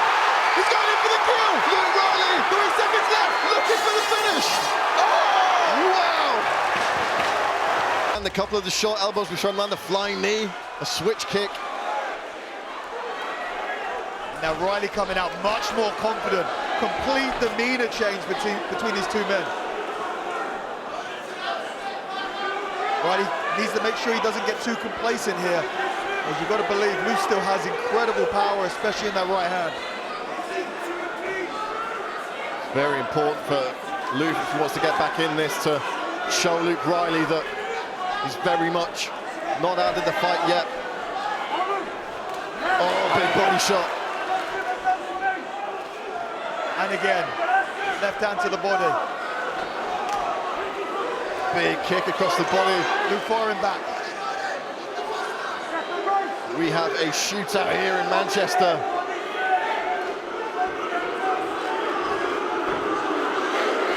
Another left hand to the body there. The crowd is cheering for Luke. Oh, is he stumbled? Is he stumbled? Luke going in. Luke firing back. Oh my God! Oh, he's on the chin. He's out. He's down. Luke trying to finish the fight. Riley scrambling. Oh, huge right hand. Luke is hanging on for dear life here. Badly hurt. Does a fantastic job of recovering and is taken down on his back now. And you've got to imagine he is still very much hurt here. What is this fight? Well, as a man from Liverpool once said, Scousers don't get knocked out, and Luke Riley living proof of that in this fight, but he takes another shot from Luke. I mean, these are huge shots, and Riley is looking really fatigued here. He's got to be, the up kick here would be nice, but he's got to be careful not to expose himself to a pass. Luke just looking for some ground and pound here, and Luke stands up slowly. He gives his back up here. I mean, all of his movements, be rocked here, Dan. 100%, all of his movements looking far more laboured than we're used to seeing from Luke Riley. One hook in here. The second hook is in. I think he's going to slide off, though. His position isn't great. But he rolls through. He's taking a Kimura trap. This is a nice grappling exchange for Luke. I mean, not a good position for him, but a little bit of time for him to recover, perhaps. I'm not sure he'll be fully recovered by the end of this round. Luke trying to find some sort of base here to do some shots or search for that submission. He's rolling through here. He's going to try and knee bar off of this position. This is a crazy submission attempt here. We see it a few times in MMA when people's hips go high and they try and shug the opponent off. The person grabs the ankle and pulls it through for the knee bar. Nice elbow there from Luke. But Riley's out. Oh my word, bloodied and battered. Riley looking like the Joker there. Oh, he's firing back, he does. What is this kid made of? Oh, big flying knee and a head kick.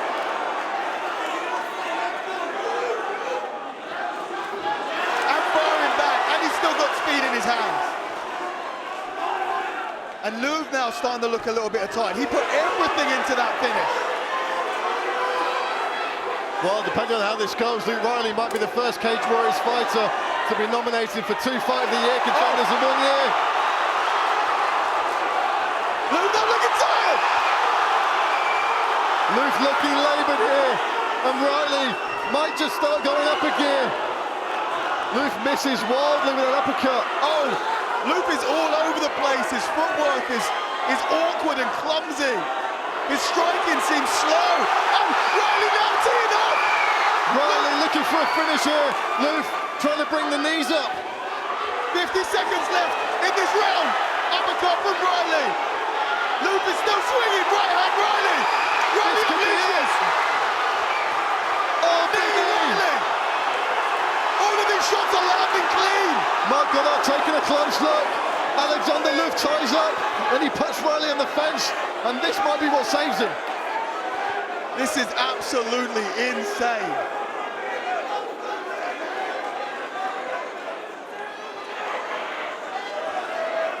Oh, attempted a spinning back elbow there, as Riley tries to come out to the back. Paddy Pimblett, Molly McCann, barely able to stay in their seats. Slicing elbows from Riley. Seconds left on the clock. And Riley with 3 seconds left. Wow.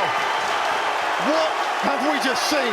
This is absolutely wild.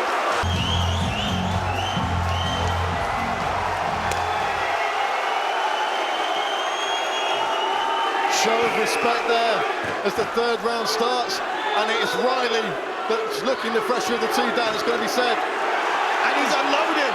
He's coming in strong. Right where he left off. He's got to be careful not to get clipped, but Luke definitely looking the more tired of the two, which is hard to believe considering what happened last round.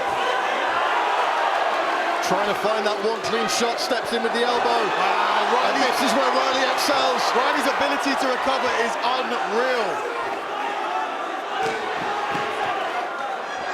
Luke still firing back with that powerful right hand. Riley looking for the finish now. But it's all Riley.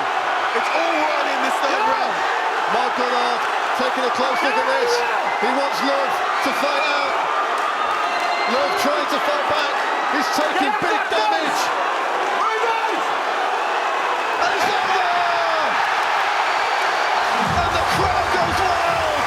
Unbelievable! Oh my God. What an insane fight.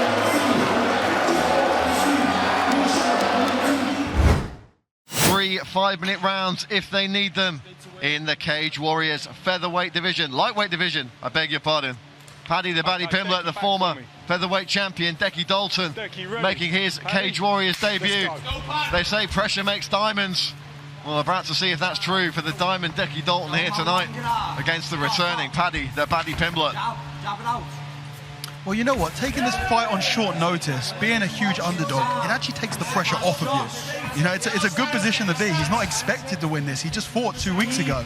And that can give you actually a bit of an advantage. Dalton has absolutely nothing to lose and everything to gain. Exactly. Going into this one. He slips on the kick there, and Paddy making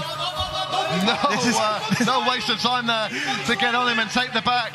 And this is exactly where Paddy wants to be. You know, he's known for his...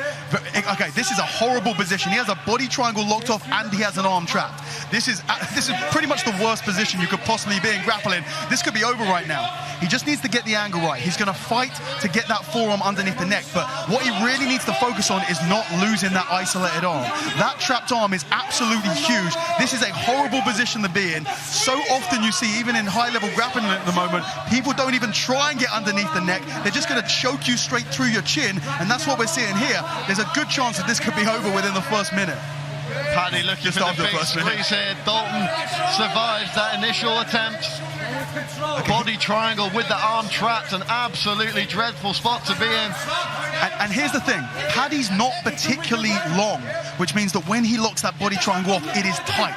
If you have someone who's super tall, they lock off a body triangle, but there's space. This is an awful position to be in. Paddy knows what an advantage he has here, and he doesn't want to let it go. Oh, he can't tap? Is that what he's saying? That he can't tap? That's a strange thing to be going through your head when you've got Paddy the Baddy on your back looking to sink in that RNC. I'm sure you'll find a way. Pimblett looking very composed, very cool and collected. Yeah, I don't think he was talking about tapping. I think he was looking at his corner and saying that the arm's trapped.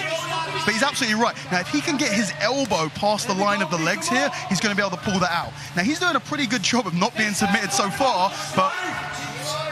Okay, so Paddy transitions.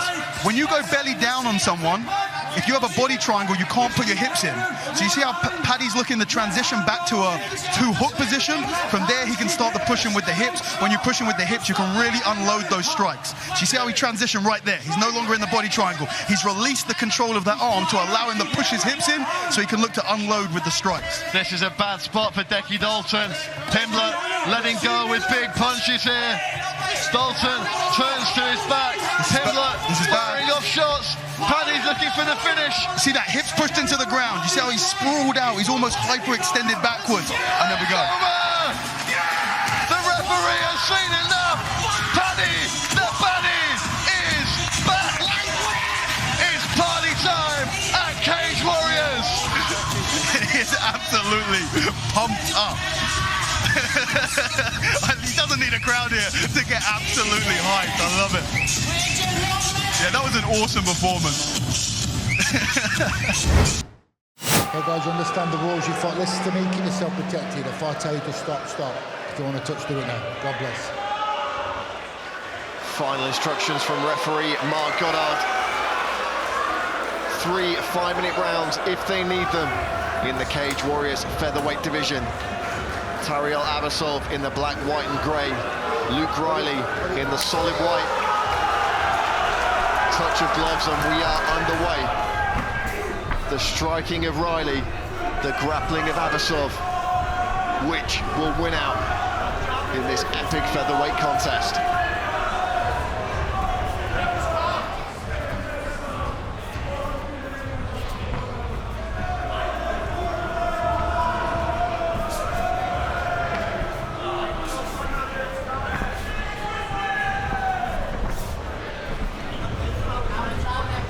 Riley's going to be in no rush here, you would think.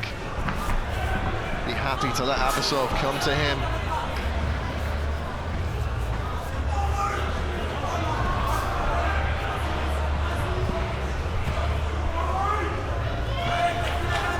Abasov trying to show Riley a couple of looks here, but we know that entry will be coming at some point.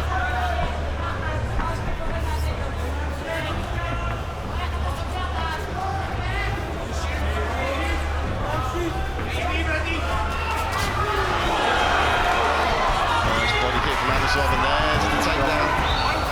Abasov on the back already. Riley goes to the turtle. Abasov tries to secure that back position. Single hook in here.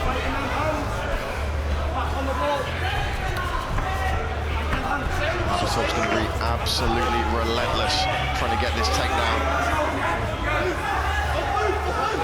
Disrupting the base legs of Luke Riley. Riley stands very composed there, using the fence to support him. He's grip fighting, allowing the hands to lock around his waist. Training a next generation, he's going to have been put in this position so many times. He's doing everything right so far. Abasov relentless on this single leg. He gets Riley on his back. Now we're going to see what Abasov can do from here and whether Riley can get back up.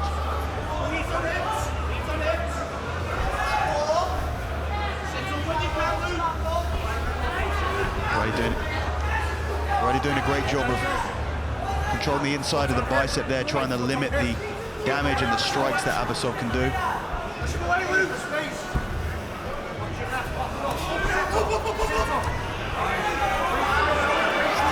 Abasov's got to use these positions to do damage as well. He can't just be holding Riley down. If Riley can get back to his feet, land shots, that's going to cancel out everything Abasov's done here. Riley does get back up, but he's still going to separate himself from Tariel Abasov. Easier said than done. Well, we talked about it being a long night for the Azerbaijani fighter if he were to stand with Luke Riley. Well, this is how he can make it a long night for the Englishman. Back on that single again, Riley defending.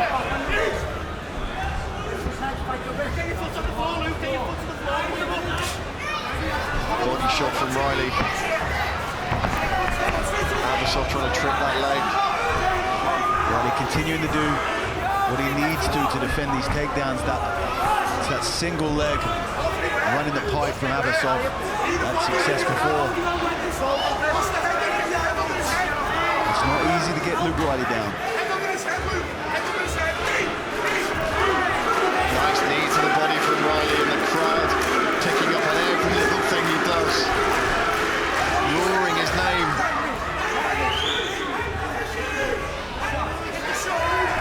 Trying to create some space here with that right hand. He's doing a good job of finding that timing for some of these knees so he can get some damage in. Abasov secures the second takedown of the round. Again, look how he controls the inside of the bicep.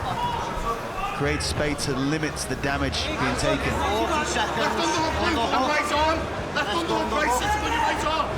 He said, Brad, it's not enough for Abasov just to dominate position. He's got to be doing some damage as well.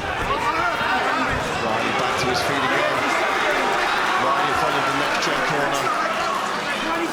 Riley trying to strip that grip. Abasov back, looking for the single. 15 seconds. Exchanging knees to the body, final 10 seconds of the round. Riley able to escape. Kicks to the body, the crowd going wild, and right hand from Riley, and that's the first time in the books, and it's an intriguing one.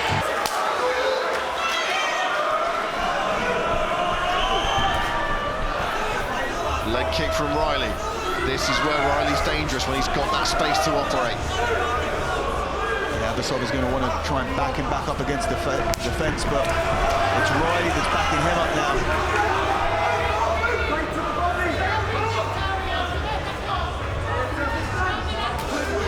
Riley attacking that lead leg.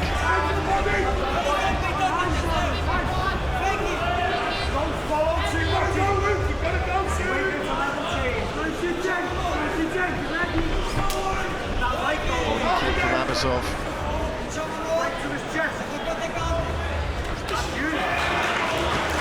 No, Riley loves those body shots. Abasov shooting in. Riley defends very nicely into the body. Oh, another big leg kick. We got a big reaction out of that one. Left hook from Riley. The crowd coming unglued here. Nice level change by Abasov. Riley's back up against the fence. This is where Abasov wants to fight. Riley doing a great job, arm drag to free himself. And the whole room erupts with applause when he does.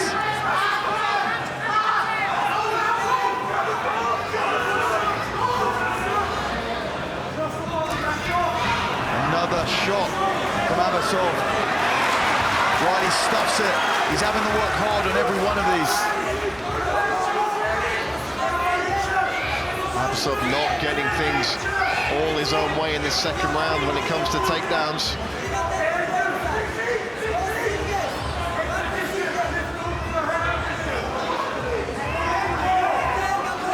Riley looking to find a way off this cage.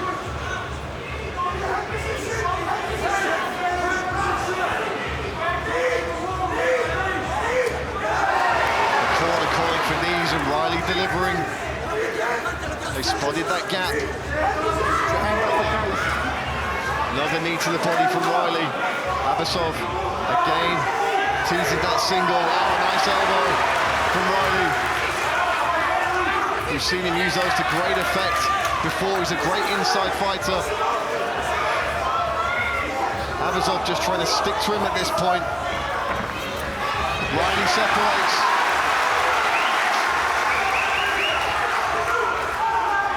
Teep to the body.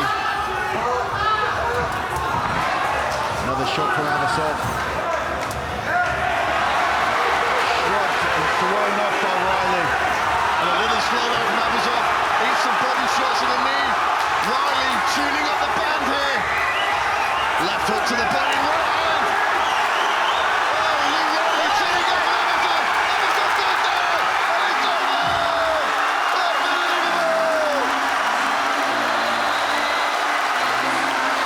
And it's over. UFC, wat liegen van de handen, tegen en mee, grootste schoon, wat we nu weer in deze meeting. I'm in a small bitch, need to help an hand. Right, I get I'm not B-League fighter, I'm S-League, UFC, Premier League.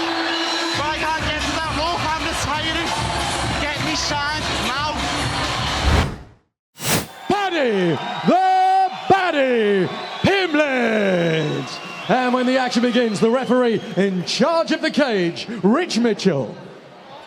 No nonsense, Rich Mitchell about to get this one underway as we welcome our viewers tonight around the world on UFC Fight Pass, and of course our fans in the UK joining us for the first time on BT Sport. Paddy Pimblett in the purple trunks, Teddy Violet in the black. 3 5-minute rounds, featherweight action, and we are underway here at Cage Warriors 77. Paddy Pimblett taking the centre of the cage to kick things off, just pouring out there with the jab, trying to find his range in the early going. And straight away, Pimblett starting fast, looking to try and entertain. But watch out, Violet, has definitely got power in his hands. Seen him knock out Cage Warriors veteran Tony McCafferty before in Ireland, and he's vicious when he has the upper hand as well. Pimblett needs to be careful of that. And both these men are style and substance in equal measure, both showmen, both flashy, but both have a very, very sound technical base. Big combination from Teddy Violet and Paddy Pimblett diving for a leg there. Pimblett has to watch the neck here as well. Tight guillotine choke. Teddy Violet trying to wrap this one up. This could be an absolutely incredible upset here. Violet cranking that submission.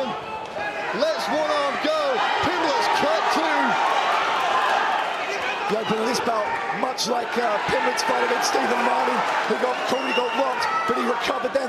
But this is a bigger step up, no offense to Steve Martin. This is a European level guy. And Pimblett now, he might have weathered the storm, but that cut could be an issue. Yeah, no, definitely. It looked like he got too comfortable on this. Oh, beautiful transition to the back there. Fantastic stuff from Paddy Pimblett to take the back. He's got both hooks in, able to ride the position out. Just fighting the hands now is Teddy Violet. Straight away showing just what a dynamic sport MMA is. Pimblett in so much trouble in the opening minute and a half. And he comes back now, like you said, looking for the submission. And the triangle's in. It's a signature technique for Paddy Pimblett. He's going to look to tie this one up now. Be interesting, Pimblett now throwing some shots. Violet definitely looks deep in that triangle, Brad. Pimblett needs to push the arm through underneath the chin of Violet to really crank this one. Violet able to scrub his way out, looking for an inverted triangle himself. Doesn't get it. Paddy Pimblett in side control now. What an exciting grappling exchange, you know, both posturing for positions, you know, the transition's exceptional. Paddy Pimblett's so dangerous off his back, and now he's in top control. Let's see what he can do. He's weathered the storm. Well, Alex, we promised you an action-packed night here at Cage Warriors. Not disappointing so far. An absolute barn burner between Paddy Pimblett and Teddy Violet to kick things off from the Camden Centre. Pimblett looking for the knee right here, Ian. Yeah, he's definitely looking like he's going to try and work his way in a full mount.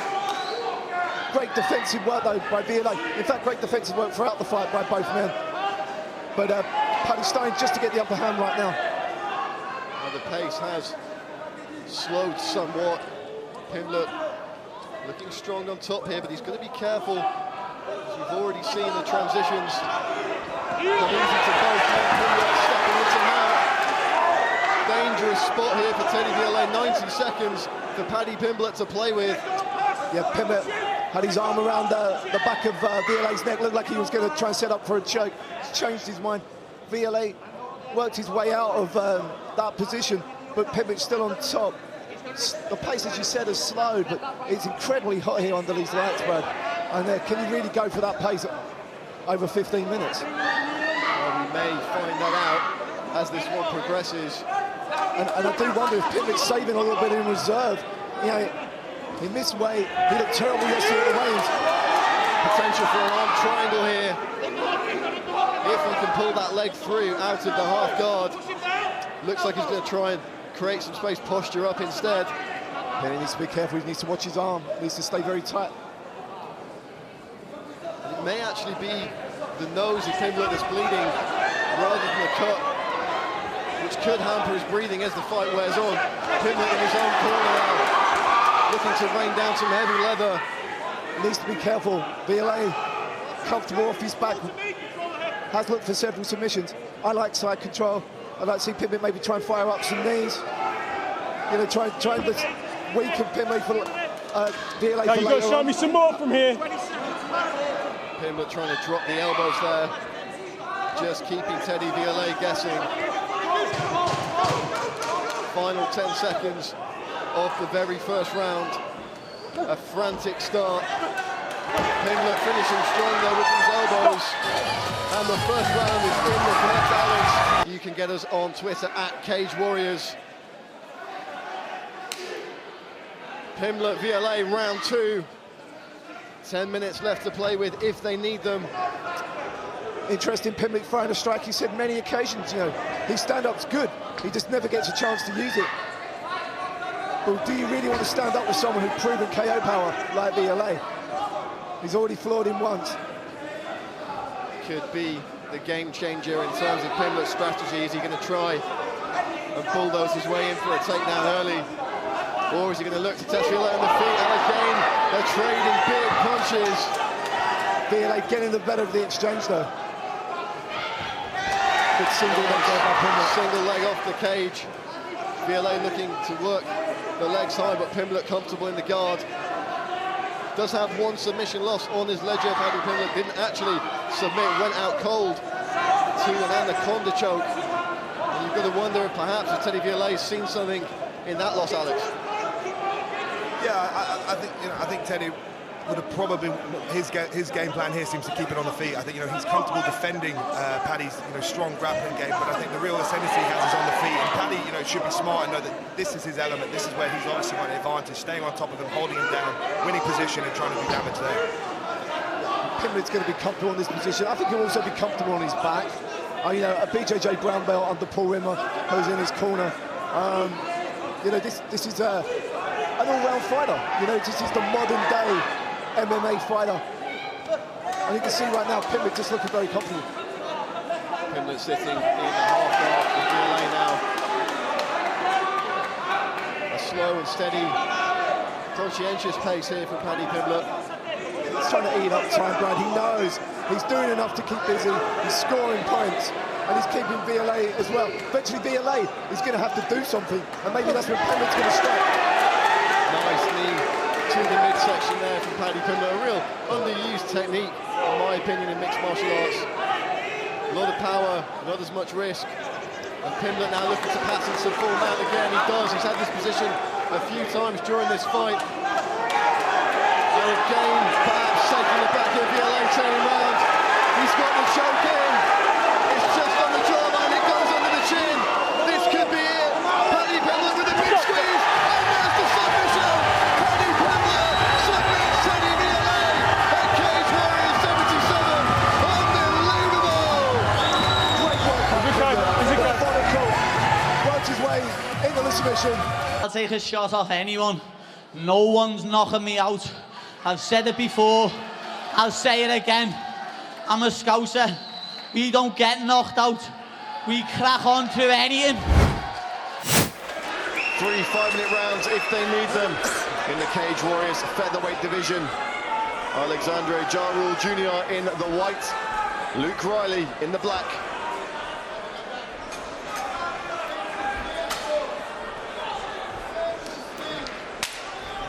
And we are underway, folks, your main event at Cage Warriors 178.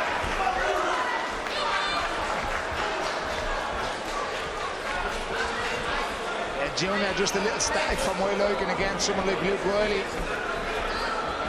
Yeah, Riley, anything but static in previous fights. Snapping leg kick there.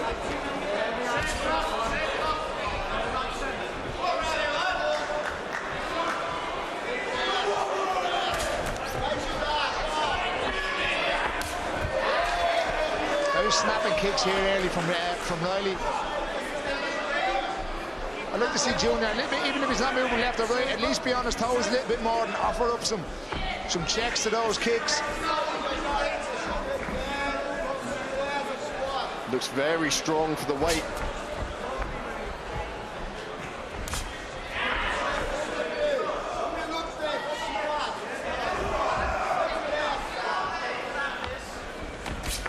Nice body shot from Riley.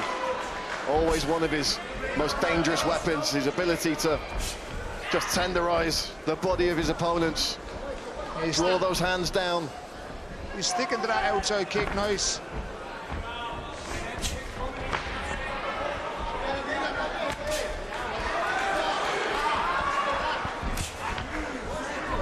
Every fight from this point out is the biggest fight of Luke Riley's life. He got the call to the Contender Series and wasn't able to compete due to a delay with his visa. You see, for me, I would rather see Riley, like we said, have his crack at the belt. If he wins it, go into the UFC direct rather than go the DWCS route. Certainly has the ability. Nice jab there from Riley.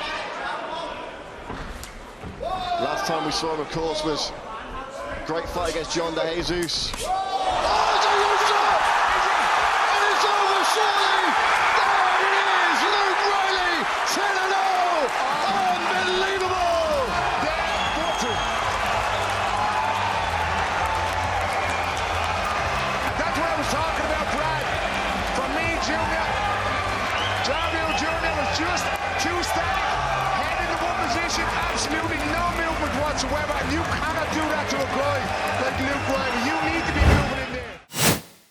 so excited to see this fight, John. I've been looking forward to this one ever since it was announced.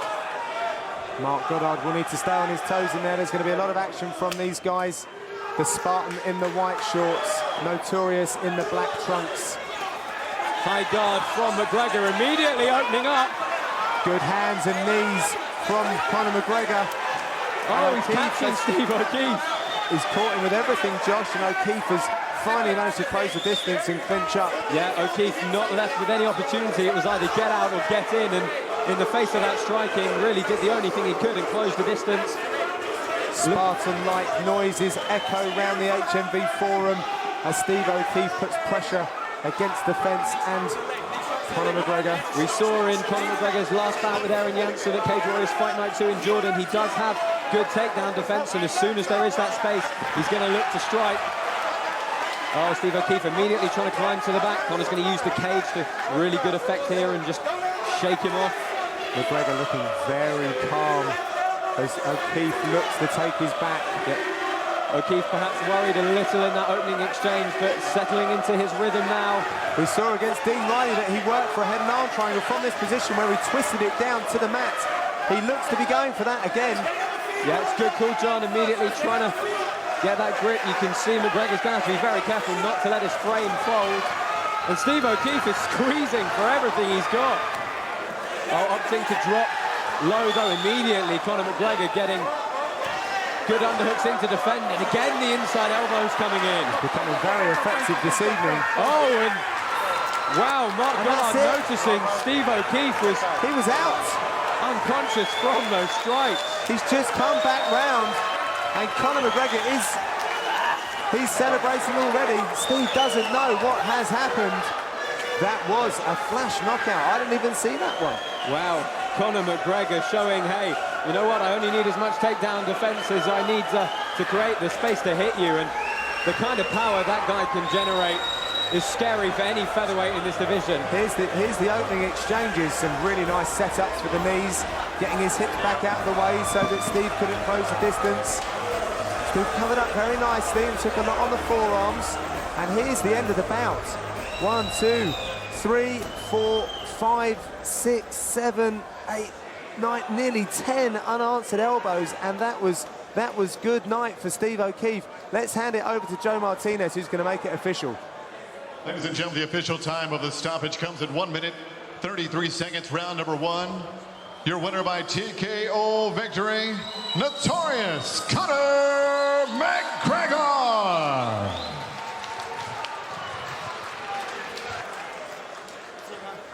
Conor, last time we spoke, it was after Cage Warriors Fight Night 2 in Jordan, and you called out the entire featherweight division and said you were coming for them. Is this just the start? This is just the start. Is it coming to Dublin May? I'd love that belt. Give me that belt in Dublin, please. Paddy Pimblett staring his opponent in the eyes. Man, that is a 1,000-yard stare. I didn't realize he turns it on. That's up from the smiling kid I seen earlier. Purple trunks for Paddy Pimblett, black trunks for Ash Grimshaw. Ash Grimshaw, 13 years, the senior of Paddy Pimblett in this one, carrying the far greater amount of experience. So let's see how that plays out tonight. Cage Warriors 75. Good head movement right there to throw that left hand. Way to do that stagger. Eats a kick on the inside, looking good.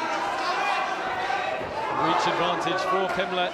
I.e. that big long flick kick he just threw. Both guys taking their time to settle into this one, trying to work out the range. Southpaw stance for Ash Grimshaw as he throws the outside kick to the calf. Good power, Kedzie. He's just got to get inside. And really looks like he wants to get in and just start throwing those hooks. Get Mike Tyson on somebody and just flex, get in tight. You know what I mean? Pull the shoulders up and just start throwing body shots and hooks. Get out of the way from the long guy throwing alternate crazy ideas like that. Crazy kicks. Great counter takedown for Ash Grimshaw. Spotted the kick coming. And Pimblett, look at the dexterity in the legs, wrapping that top hook all the way over the top as he searches for this arm. He's got the kick. You can tell he's home right now to do this. Yeah, it's just such a crazy, unorthodox guard. Grimshaw staying very calm as he looks to connect his hands together and try and drag that arm back inside. I mean, the way that Pimblett searched that hook over the top of the body, and he's looking to insert it. It's all about leg control right now. Big thing right now is that leg control, and it's not being able to be locked up correctly, and that's one of the things that's saving him with the pressure. Well, what that brown belt of Ash Grimshaw is going to give him is submission awareness. I mean, he knows exactly what's going on here. He knows where his weight's got to be. You see Pimblett basing on his head, trying to engage those legs, and immediately, great defense, switches to take the back. Wow. What a transition from Paddy Pimblett. Body triangle perhaps early here. 2 minutes in. Body triangle right now.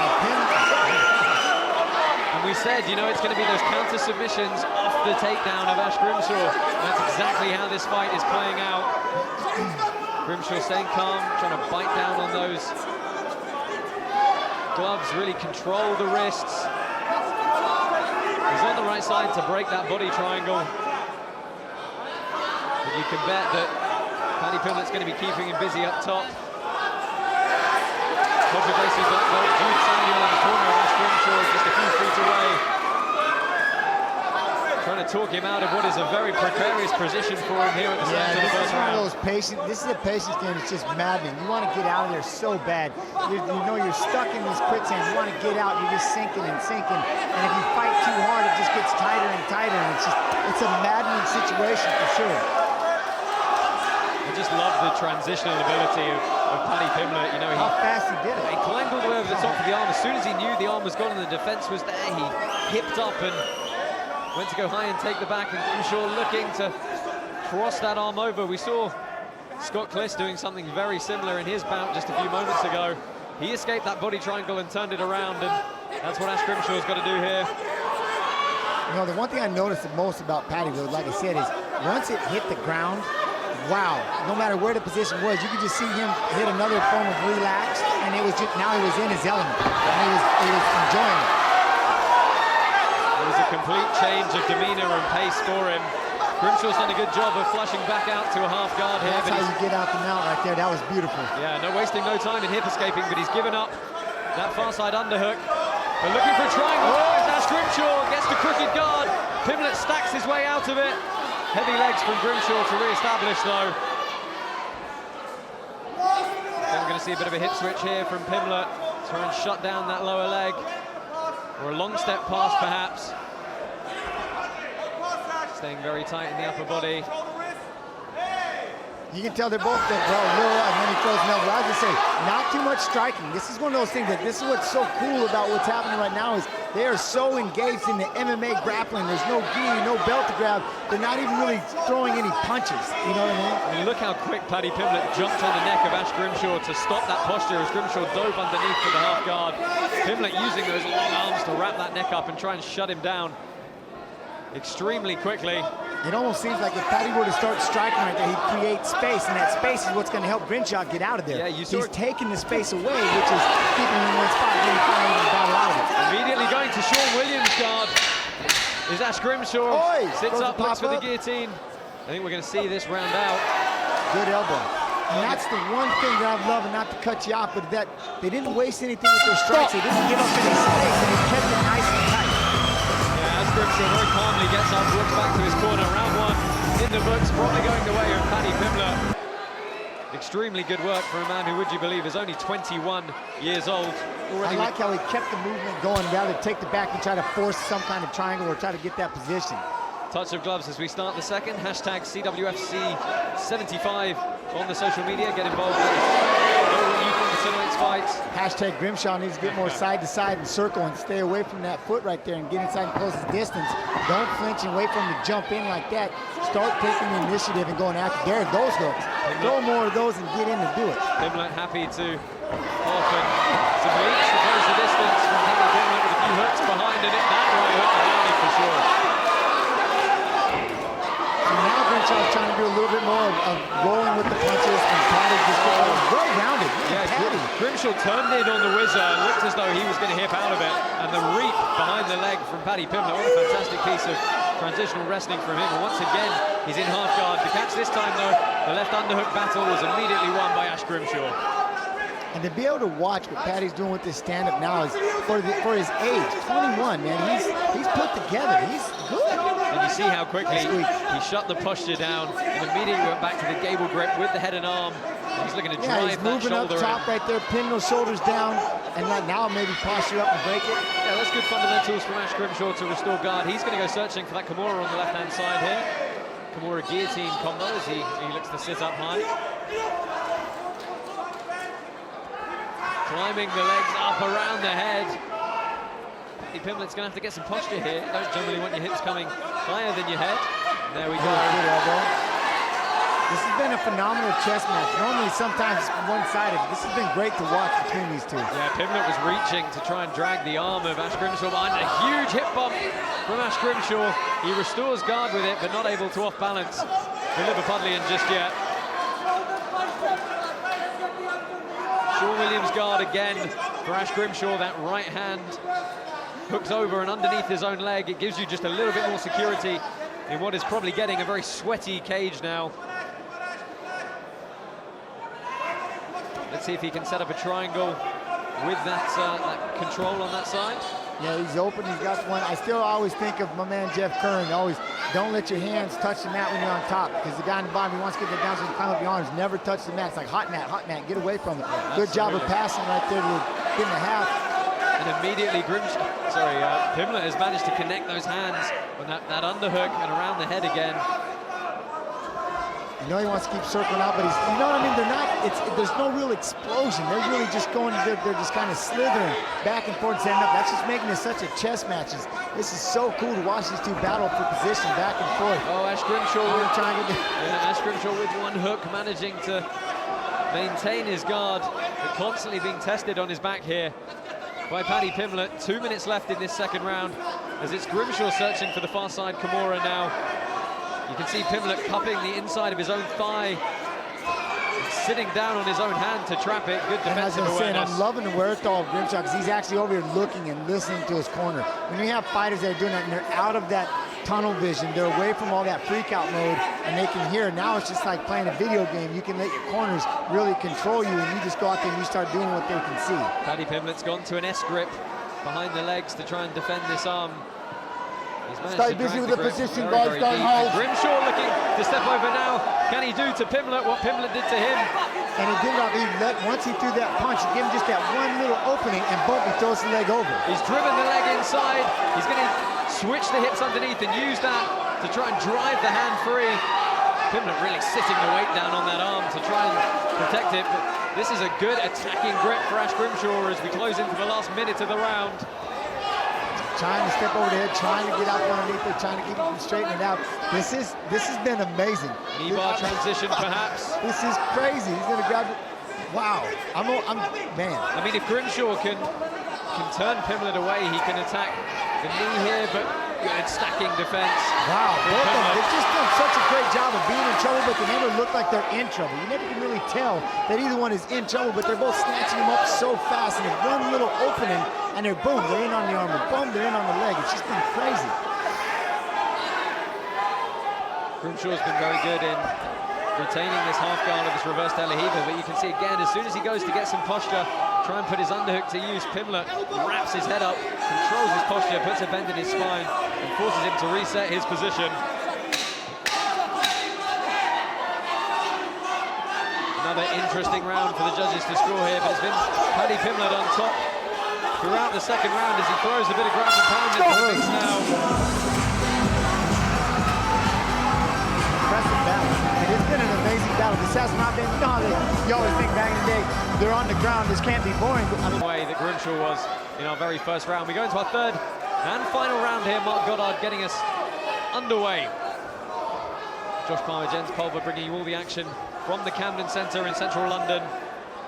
Thank you to those of us joining us on all of our broadcast partners, and of course UFC Fight Pass.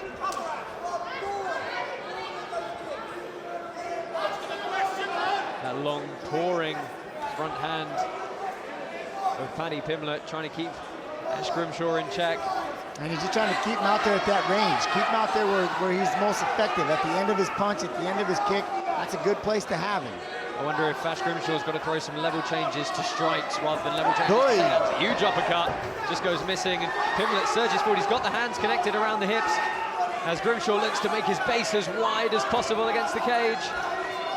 Pimblett's behind the hip though.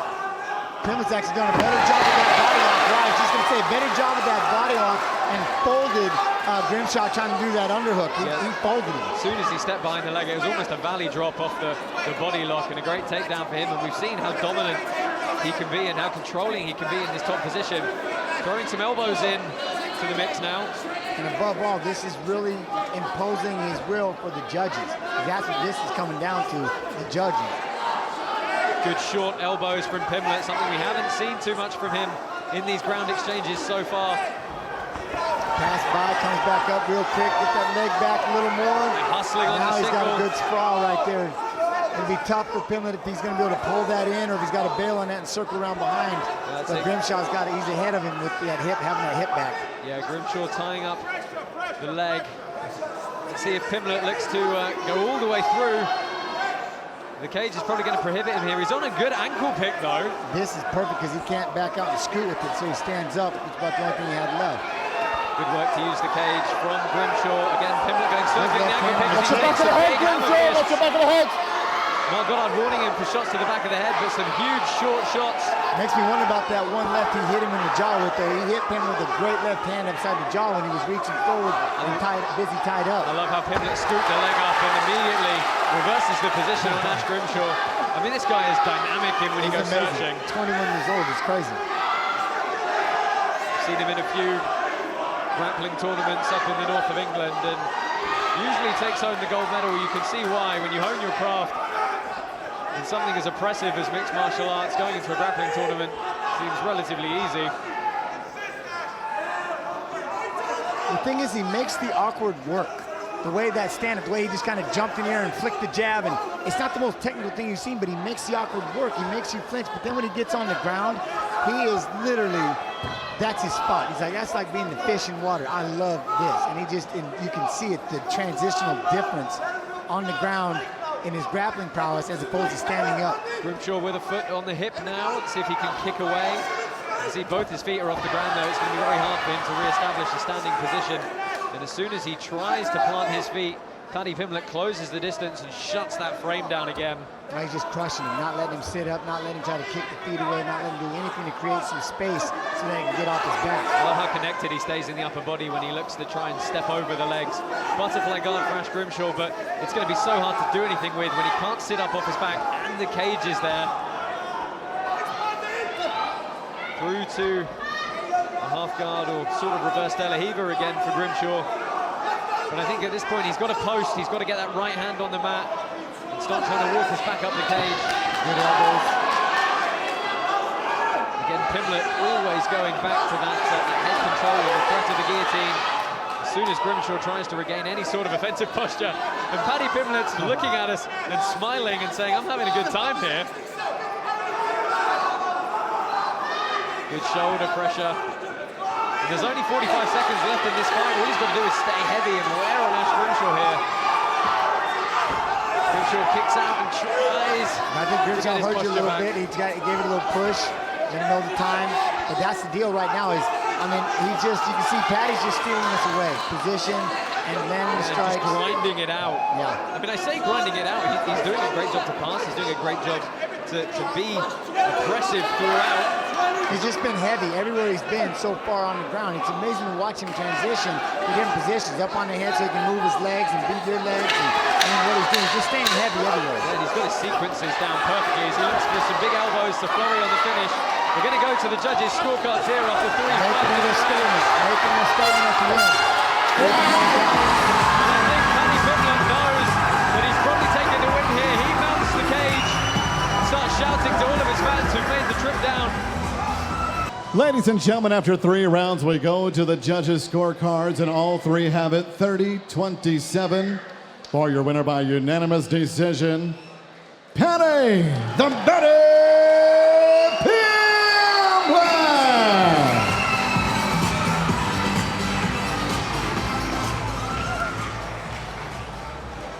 All right, Paddy. Wow. Number one, 21 years old. The way you walk in here, you talk it, you walk it, you back it up. Take us through it, man. I'm the boy, aren't I?